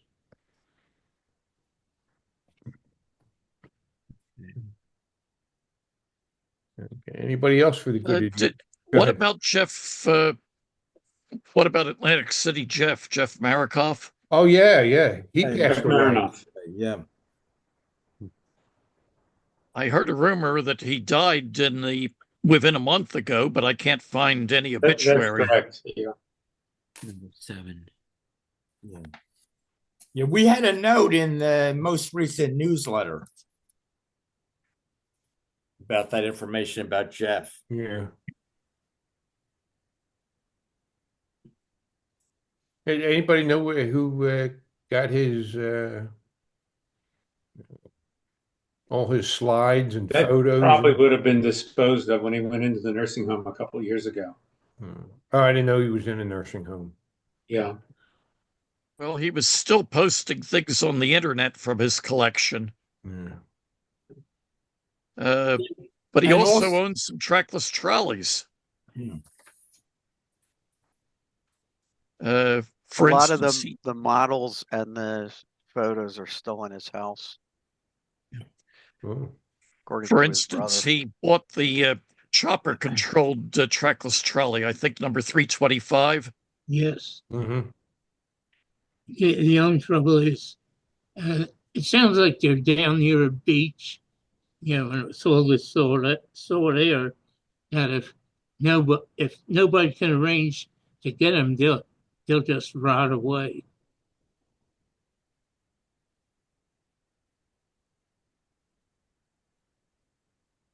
He was very involved with CERA, whether they or IRM are going to get any of the stuff that he had. No idea. No idea.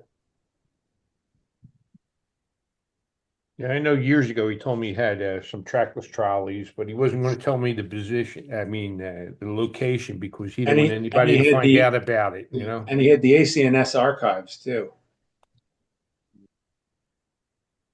Yeah, somewhere I once saw pictures of them where they were sitting, and even in the pictures, they look like they were on the way down. Oh, I'm sure they were on the way down the day he purchased them from SEPTA.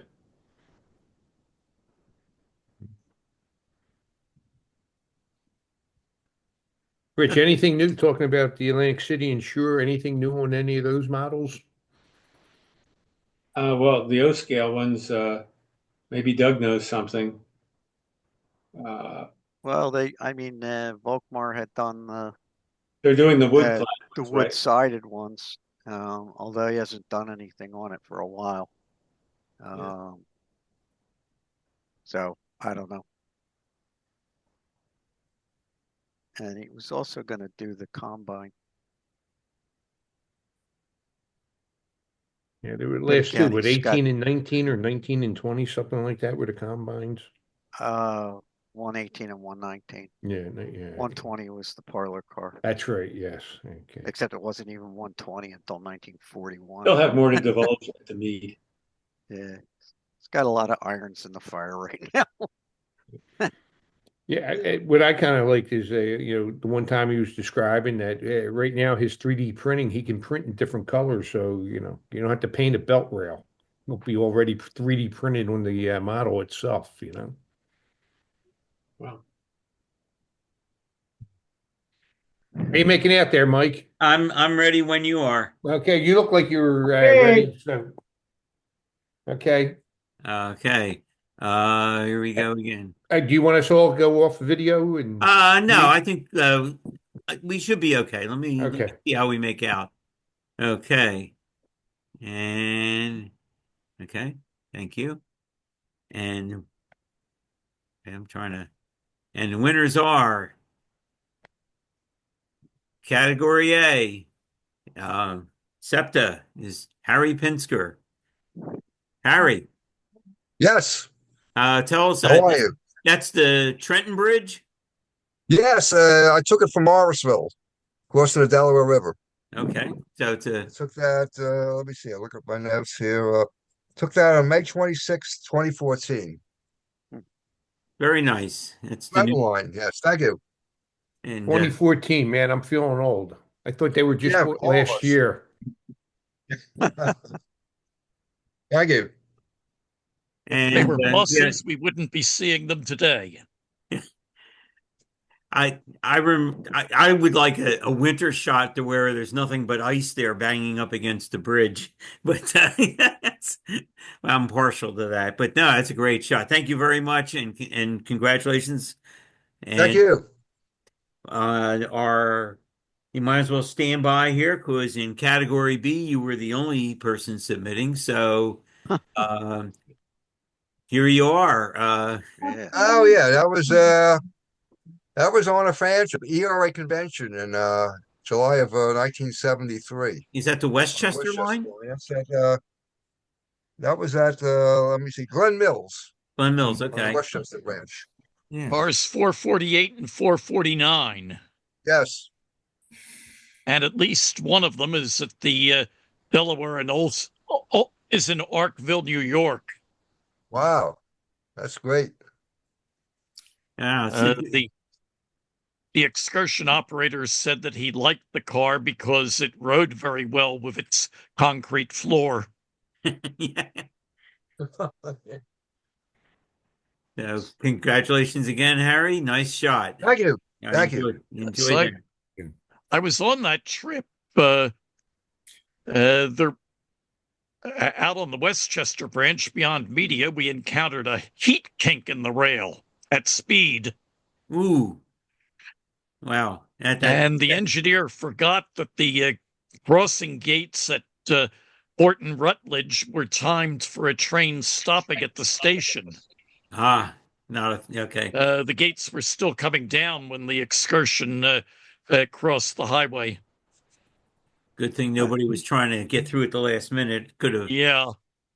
The second half of the trip went to Ivy Ridge. And so I got a picture of the conductor taking a picture of the fan trip. Well, while the engineer changed ends. Interesting. Nice. All righty, moving on to category C. Steve Olson. Tell us a little bit about your winning photograph here. That is St. Clair West Station. I took that, geez, I don't know, but was it 2018 or 19? I forget what year it was. Yeah, just before they were phasing out all the CLRVs. It's an interesting place because the lighting is good enough to take pictures. So it's and to see the just watching the flow. It was really interesting when the PCCs were still there too. But this was pretty good for that time. And the buses go around that loop too. Is that 4085? Is that a wrap on the side of that? It looks like a different color. Yeah, it looks like I forget that one, right? Yeah, it does have a wrap on it. Yeah, I would say a couple dozen cars at the time had wraps on them. Interesting. Nice. Thank you. Congratulations on that. And going to category D, which is other pre-76. And it's a tie with Harry and himself. That's a very good picture. Yeah. So, Harry, like North Station. Yes. Yeah. So we're at Boston. That's North Station when it was elevated. Yeah. Took that in around 1972.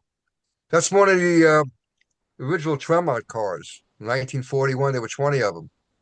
There's still a few running on those days.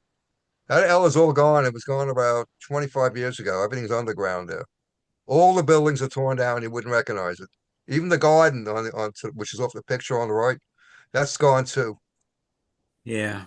Totally, everything's been eradicated. Except North Station. Yeah. I bet there's still a McDonald's somewhere up there. And this is your other winning shot. It's a shame Bob yes. isn't here to enjoy this one. Yes, this is Pittsburgh. Yep. And we were climbing the hill on Arlington Avenue. This is before they rerouted it into the subway. This piece is now abandoned. In the 80s and into the 90s, it was totally rebuilt. Wow. And just beyond in front of me, from the foreground, the Panhandle Bridge, which they use now, would come in, and the line would pick up from there. So this has been all abandoned now. And there you can see on the pole there's the signal on the pole. Yep. Yeah. Just the upper right there. Yeah.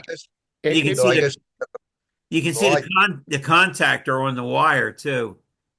Yeah. It was a hazy day, as you can tell. Before you move on, maybe you don't know what above the that blue sign, the blue advertisement sign. Looks like an angle, something going up the side of the hill. That's not one of the one of the inclines. That's one of the inclines. Okay, that's what I was wondering. When I first saw this, I liked about it. I thought it had a little bit of everything, including an incline. That is the incline, then, huh? Oh yeah. You can see it very in the background if you can see it. So yeah, there it is. Yeah. Yeah.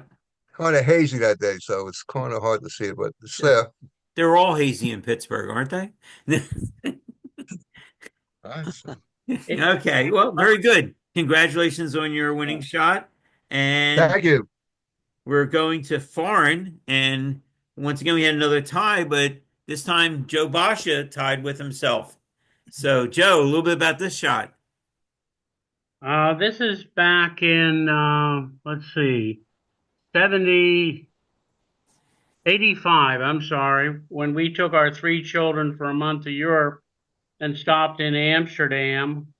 And the canals, of course, are very famous in Amsterdam. And as I wandered around the system, I just thought that this would be a really unique type of shot for Amsterdam. So That's nice. It's got the buildings there, the canal, the trolley. Yeah, it's nice. It's got not nice elements in there. So, thank you. I point out that on the buildings, and it's a little hard to see, but up in the top floor of buildings that face the canal farther down is a pole that comes out, and that's what they use to hoist the furniture in and out of the windows. So, huh. you know. Okay, I think I see it on a couple of the buildings. That white one there by the pole, I think I see it, but Yeah, I could be wrong. But I have We some haven't been shots that West. show it close, but We haven't been West Philadelphia. and the other winning shot is Joe Basha. Are we still in Amsterdam?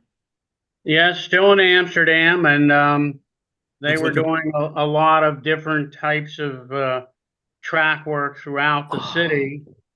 This particular one caught my eye because of the track work, number one, but also the building in the back. And then at that time in 85, Europe was changing a lot. And you can see the Pakistani restaurant over there on the right, yeah. which indicated becoming more multiculturalism, I guess. So Neat. it's a fascinating city. All these cars are gone now, of course. That's why I think it's great that people were capturing this stuff back then, so stuff we, took for granted, but now we're really happy people captured it. Yeah. Mike, if I can add one thing on Harry's last picture in Pittsburgh, Yes. for those of you that don't know, the tunnel is closed now. And so that line that runs up the hill is where all the cars are being detoured. There's a shuttle that runs from the subway to Station Square, but all the outlying lines run down that hillside for probably the next 5 or 6 months. So if you're looking to get some neat pictures on the bypass, as it's called, this is a good time to get out this summer and get them. They're refurbing the tunnel. Yes. Uh-huh. Okay. Yeah, thanks for the heads up. And congratulations. Thank you. And in snow, a familiar winner again, Harry. Now tell me, Harry, how did you get that guy to have that flour bag explode right before you took the Oh yeah, well, I mean,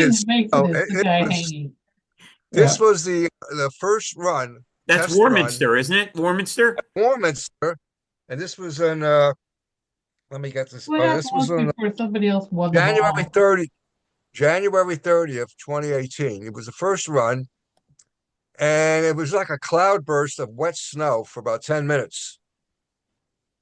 And then as soon as the rain left, the sun came out, and there was nothing left. It never really took to the ground. It was like about 35, 40 degrees out, but it was just unique. That's it almost looks fake because of it, but I know it isn't. But it's like one of those things that like a Hollywood effect for snow, but it does. It was cornflakes. Yeah, it was like baseball size flakes. Yep, I enjoy it while it lasts because it's here and gone. But congratulations, nice shot. Thank you. In our next category, night,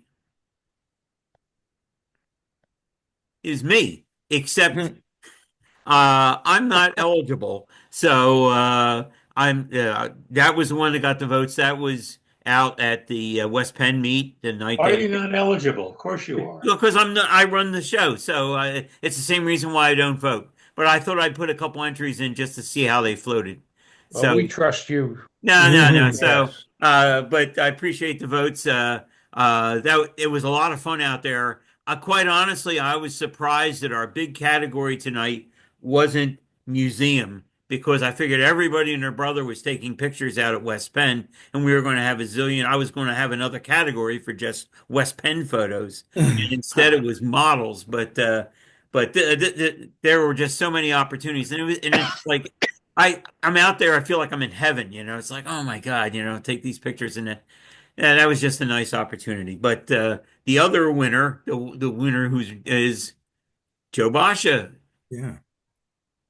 and and actually that's the wrong picture. No, no, I'm Yeah. sorry. That's right. That's correct. Yes, I thought I had the wrong picture in there. Yes. Yeah. So that's what along the subway surface, on the surface. No, this is at Rising Sun and York Road Oh, in on the June 50. 78. Yes, No. on the 50. Huh. June of 58. 78, I'm sorry. Okay. Um, It's not only night, it's in the rain, it looks like.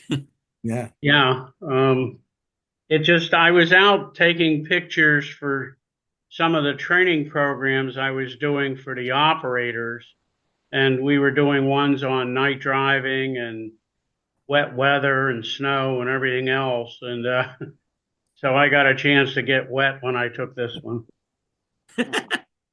Well, congratulations. Nice shot. Thank you. Rising Sun Avenue and York Road, Route 20. Pardon me? No, it's Route 50. 50. No. 50. Right. But No, Rising Sun Avenue and York Road isn't 50. That is that's like 20. 20 and 23. Oh, well, 20 and 65. Yeah, so it was actually 65 originally. Yeah. Well, it's Rising Sun Avenue somewhere. That's Yeah, that's what I have marked on the slide, Rising Sun and York. I don't know. If this is Rising Sun Avenue and York Road, then the tracks are on York Road. Yeah, the tracks are on York Road. Yeah, Rising Sun Avenue didn't have tracks there. That was like C-bus territory in Rising Yeah, Sun but Avenue. that's definitely a 50 though. And Is it 50 or is it 23? I don't it's kind of hard to see. Yeah. But anyhow, nice shot. Uh our next one, heavy rapid transit, Harry. Yes, I took that, and let me just see. I was looking up. I took that in 1997. We're up in the Bronx on the White Plains line, and the Redbird cars coming out of the yard at 239th Street. And Okay. just beyond the yard, you see the tower. I think Okay. that tower is gone now. Most of them are gone. Huh. And it was the terminal, 241st Street. So this train is coming out of the yard, is going into service on the number 2 line. Cool. So the line continues when the tractor breaks off to the right. Yeah, you see it going up, it goes over, Yes. and on the left side, which is out, you don't see anything. Right. It continues to a two-track terminal Okay. And the two center on the tracks tower. go into the yard then, right? Yeah, he's coming out of the yard. Right. He's coming yard, come up the incline, and he's switching over to the local track to go into service. Cool. Very nice. Nice. Those are and it's a remarkably clean train. Yeah, they kept them clean. David Gunn made sure of that when he got there. He wanted everything clean and neat. No Yeah. graffiti. Well, it not only clean, no graffiti, but shiny. So that's Yeah, they washed them regularly. Yeah, they yeah, kept it looking good. yeah. Very good. That's a nice shot. Thank you. Thank you very much. Moving on to main line, Ginny. You might still be muted. I'm not sure. Cheers. Yeah. That's obviously South Shore train at a place called Shadyside, where back in 1912 they had a terribly fatal wreck. We were out there one day in the late 70s. We both took pictures. I shot it black and white. I was out of the picture to the right, and she shot this one. Unfortunately, you can't see those cars running on the South Shore any longer. Yeah, that's great line there, and but at least it's still running. The cars aren't running, but the line still exists. So, Oh, they just finished double tracking the whole line from Gary to east of Michigan City downtown. well, They eased the curves, and they're planning now to change the route into the South Bend Airport. The present route is very roundabout and slow and wastes about 15 minutes. The new one, whenever they get around to building it, will speed things up a lot.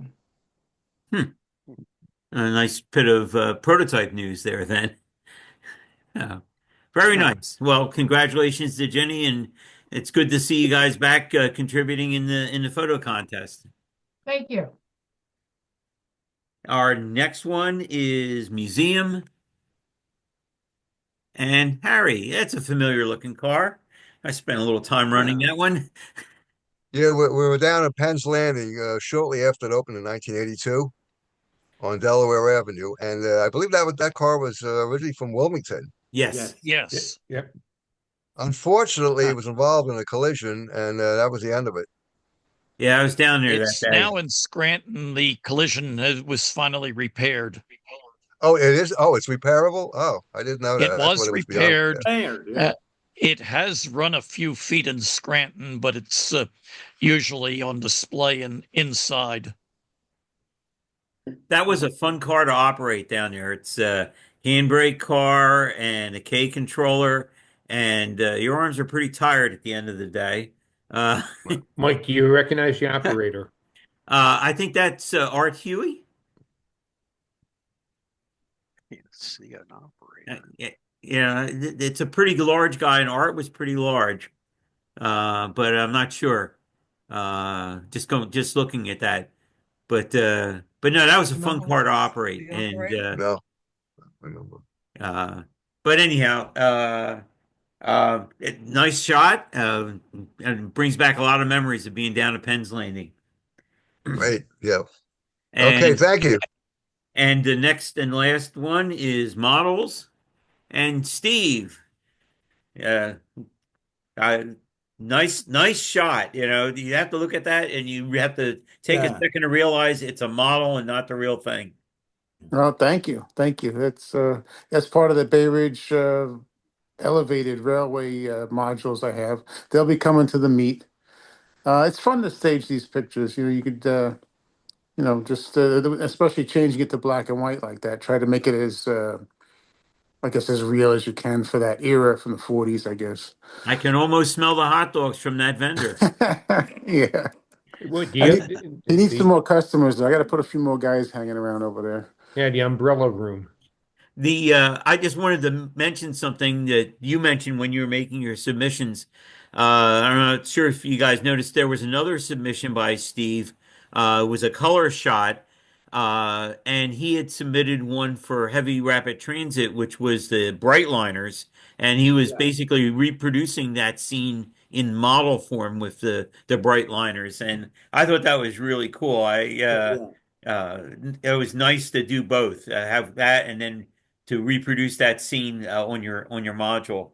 Yeah, I did. I think I did it the next day. I was there. I went out there for the final day of the R32s in Brighton, and yeah, the next day I figured let me try to stage the same thing with the models, and yeah, I wish I could have made the little banner in front. That's the only thing that was missing was the banner, but yeah, it's fun to play around like that. It's nice. It's nice for folks to have uh, fun with their submissions like that and have a theme there. And but nice shot, and thank you, congratulations, and thanks Thank you. everybody for the submissions. As I said earlier, it's a lot of fun putting these in. I it takes me a little while because I take some time looking at them and admiring each of the shots. And it's nice to see all the talent that's in the club. And this is just a fun activity. So, but it's only a fun activity if people participate, and we had good participation this year. So I thank everybody very much. Charlie, I'll be sending you the photographs and the names of the winners for the newsletter. Very good. And I'm done with that. Thank you, Mike. Oh, thank you. Thank you. I've Thank got you, one Mike. more item for both prototype and model news. I have the blueprints for most of the trolley loops in Philadelphia. If anybody, unfortunately, they're rather large for scanning. But if anybody is thinking of modeling the actual loops, I have the source material. Jim, can you bring that to the show? To the meet? Yes, I could, but we'll need a large table to display it. We might have some tables. Yeah. Yeah. Yeah, that's a good idea. I would be interested in seeing them. Yeah, that'd be a nice display. We can spread them out. I assume they're rolled, so you're probably going to need something No, to they're hold. not. They're in a giant album. Oh, okay. Well, I would just Since make there are sure about that 40 of them, they wouldn't. It's almost too big to roll. You'd have a log. No, I was just thinking individual ones might be rolled, or I was thinking the other thing would have been they would have been in a drawing drawer. They had these large flat slide out drawers that had drawings in them. They probably were, except that these are bound Okay. with shanks, with pins. Okay. Well, you just want to make sure that it doesn't get damaged or anything. Yes, a couple of the blueprints are fragile. Yeah. Maybe check around. There are some places and sometimes some businesses have large format scanners or whatnot that, if you know the right person, maybe we might be able to at least get them digitized. Yes, I want to have that done, but there's an internet source, but it's rather expensive. Some museum in Philadelphia has a large scanner.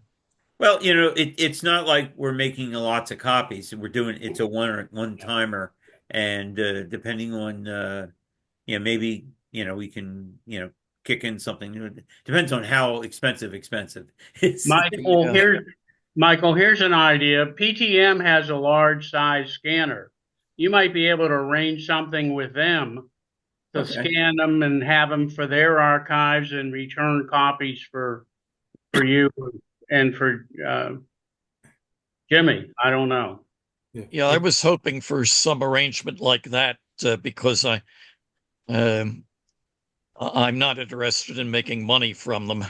Okay. A couple years ago, I had some large scans done at Staples, and it was very reasonable. The one thing I was going to follow up on Joe's was PTM's going to be at the meet. If you bring those drawings up to the meet, maybe we ask them to come over and look at them and maybe make that arrangement at the meet because they usually have a table. I don't know if they'll be the right people because it's the archives that have the scanner, and usually it's not them that are there. But you can try and see. Yeah, or they Ed could. Lieberger will be attending, and he's well connected with the archives. Worst comes to worst, he's not active in it anymore. They could take like a picture and email, text it back to and say, "Hey, look, we got this thing here," and right. Maybe they could take it back to PTM with them, at that point, save a trip or something like that. But anyhow, thanks for that. You want to send them a note ahead of time to the archives manager and prep them a little bit that you're going to have them there. Yeah, just Thank you.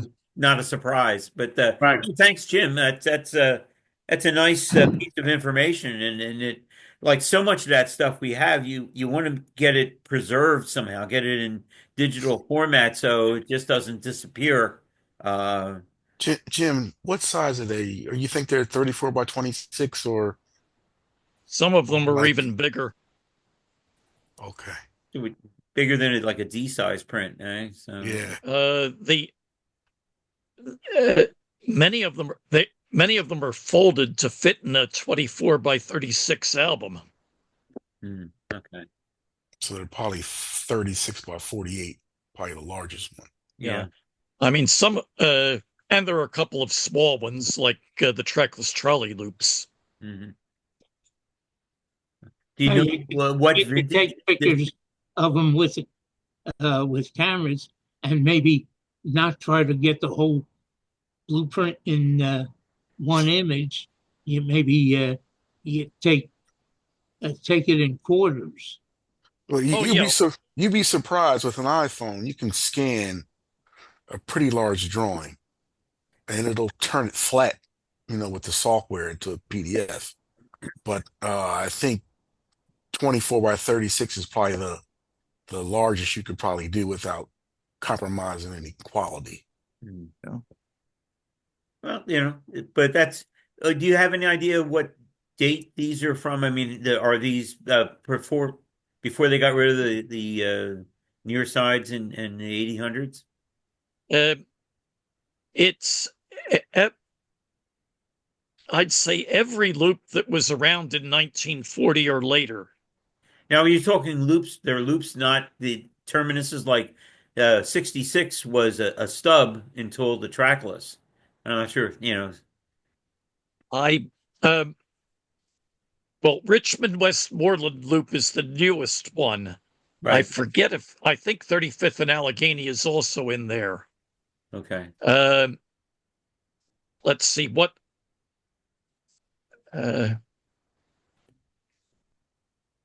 Well, for instance, Haverford and Lansdowne is missing, but 70th and Lansdowne has replaced it, and that one's in there. Yeah. Obviously, Willow Grove has shrunk, so has 11th and Patterson. Some of these were revised over the years. The 11th and Patterson, for instance, shows the final configuration from the late 50s. Are there dates?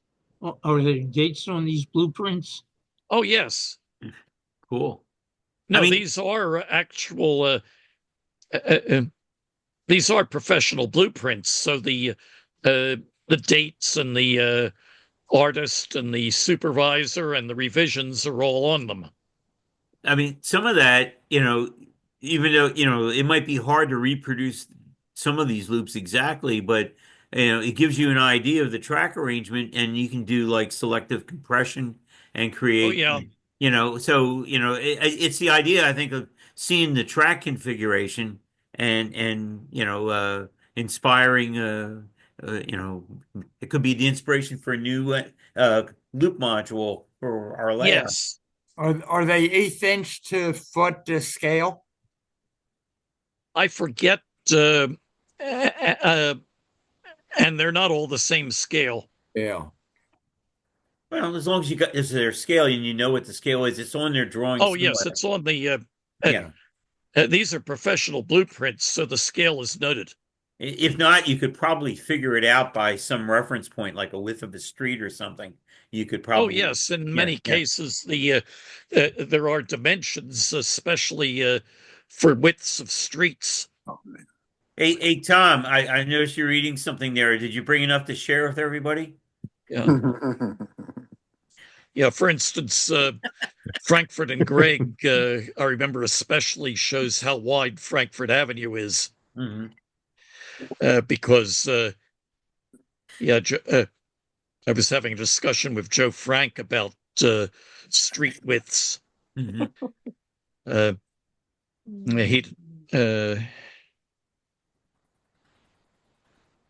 I think what we're missing is some of the very old loops, like Ogons, York Road and Church Road, 11th and not big.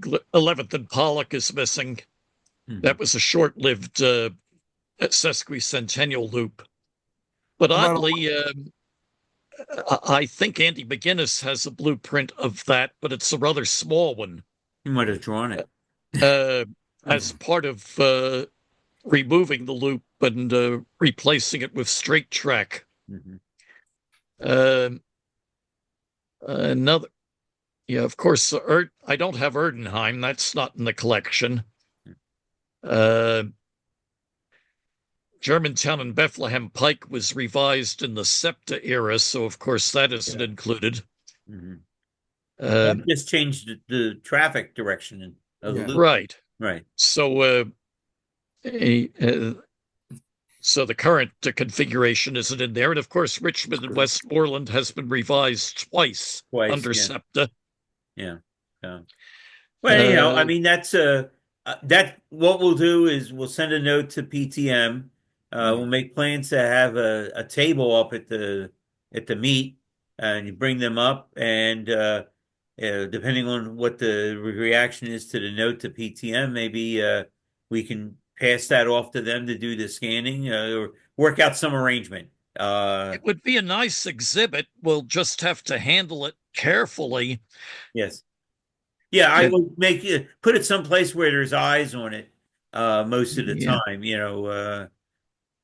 Get a box of rubber gloves so people handle it, don't put their fingerprints on it. Yeah, I would not put it back by the ghee dunk in the back there. You're going to get French fries and ketchup all over it. All right, let me make a note because I have a supply of rubber gloves. Yeah. Michael, do you want me to send you the archive manager's email? Yeah, that would be good. Thank you.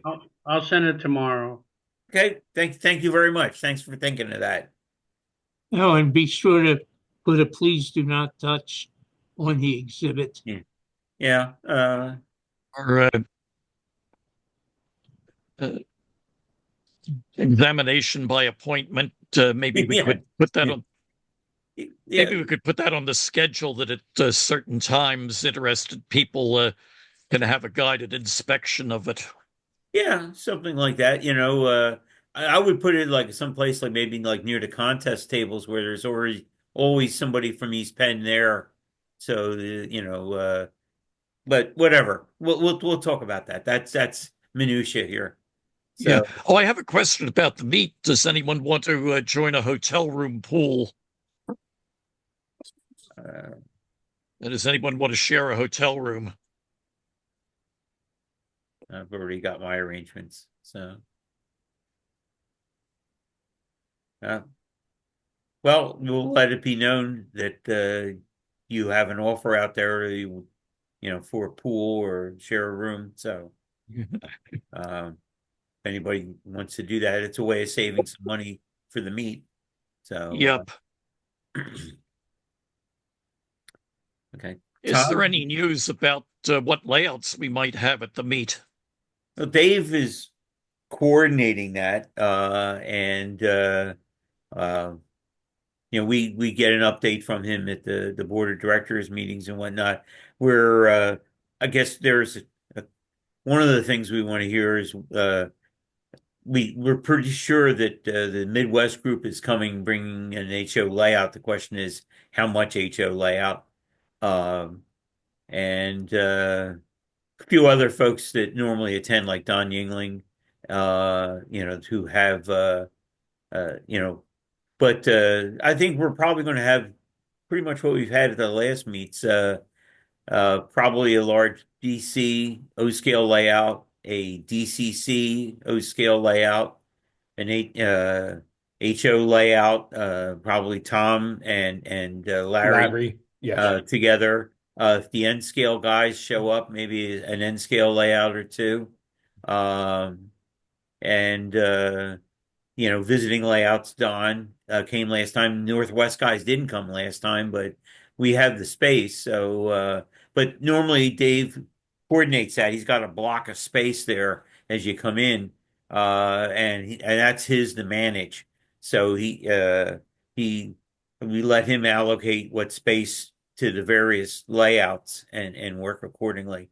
So I would direct any questions to Dave directly. Is he on the call tonight? I don't know. Yeah, things have been a little busy for Amtrak lately. You know, you gotta couple people killed in Bristol last night, and Tragedy. Wow. yeah, that was but so his I don't think his time is managed by Amtrak and is not his own. So if he's here, we're lucky. Uh but then he's got a family he's raising too. So but we do get contact with him. It's just not always at a meeting. But maybe you shoot him an email and uh, if you want to contact him directly about the yeah, I'm assuming you're assuming, like, what can you bring, to be part of the layout. You usually bring some modules and stuff like that. If you want to be part of the layout, let them know what you can bring. All right, thank you. I spoke to Dave at the up at the Trolley Museum for where we had the annual NORAC rules, and he said he's working on the layouts, and that's a couple of weeks ago. So I put in that I'll be bringing my loop, and so he may be more creative this time on the DCC layout, and I'm looking forward to that.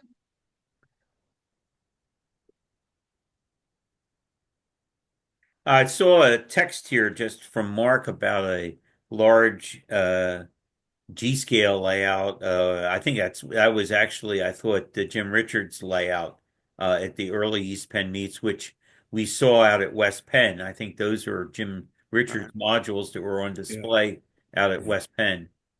So I think that's where they are. I didn't see them operate out there. They were set up, but I'm not sure they got them operating when we were out there. Yeah, I think they had I think they're working through some electrical issues or so, because I think I worked with them to sort of discuss, what maybe needed to be done. The other person was Dick Bell, who worked in that, and I'm not sure where his modules ended up and models, because he did the half-inch scale as well. So To Scranton, did they go to Scranton? maybe I'm not sure. Yeah, yeah, Charlie or John might know. Yeah, I forget what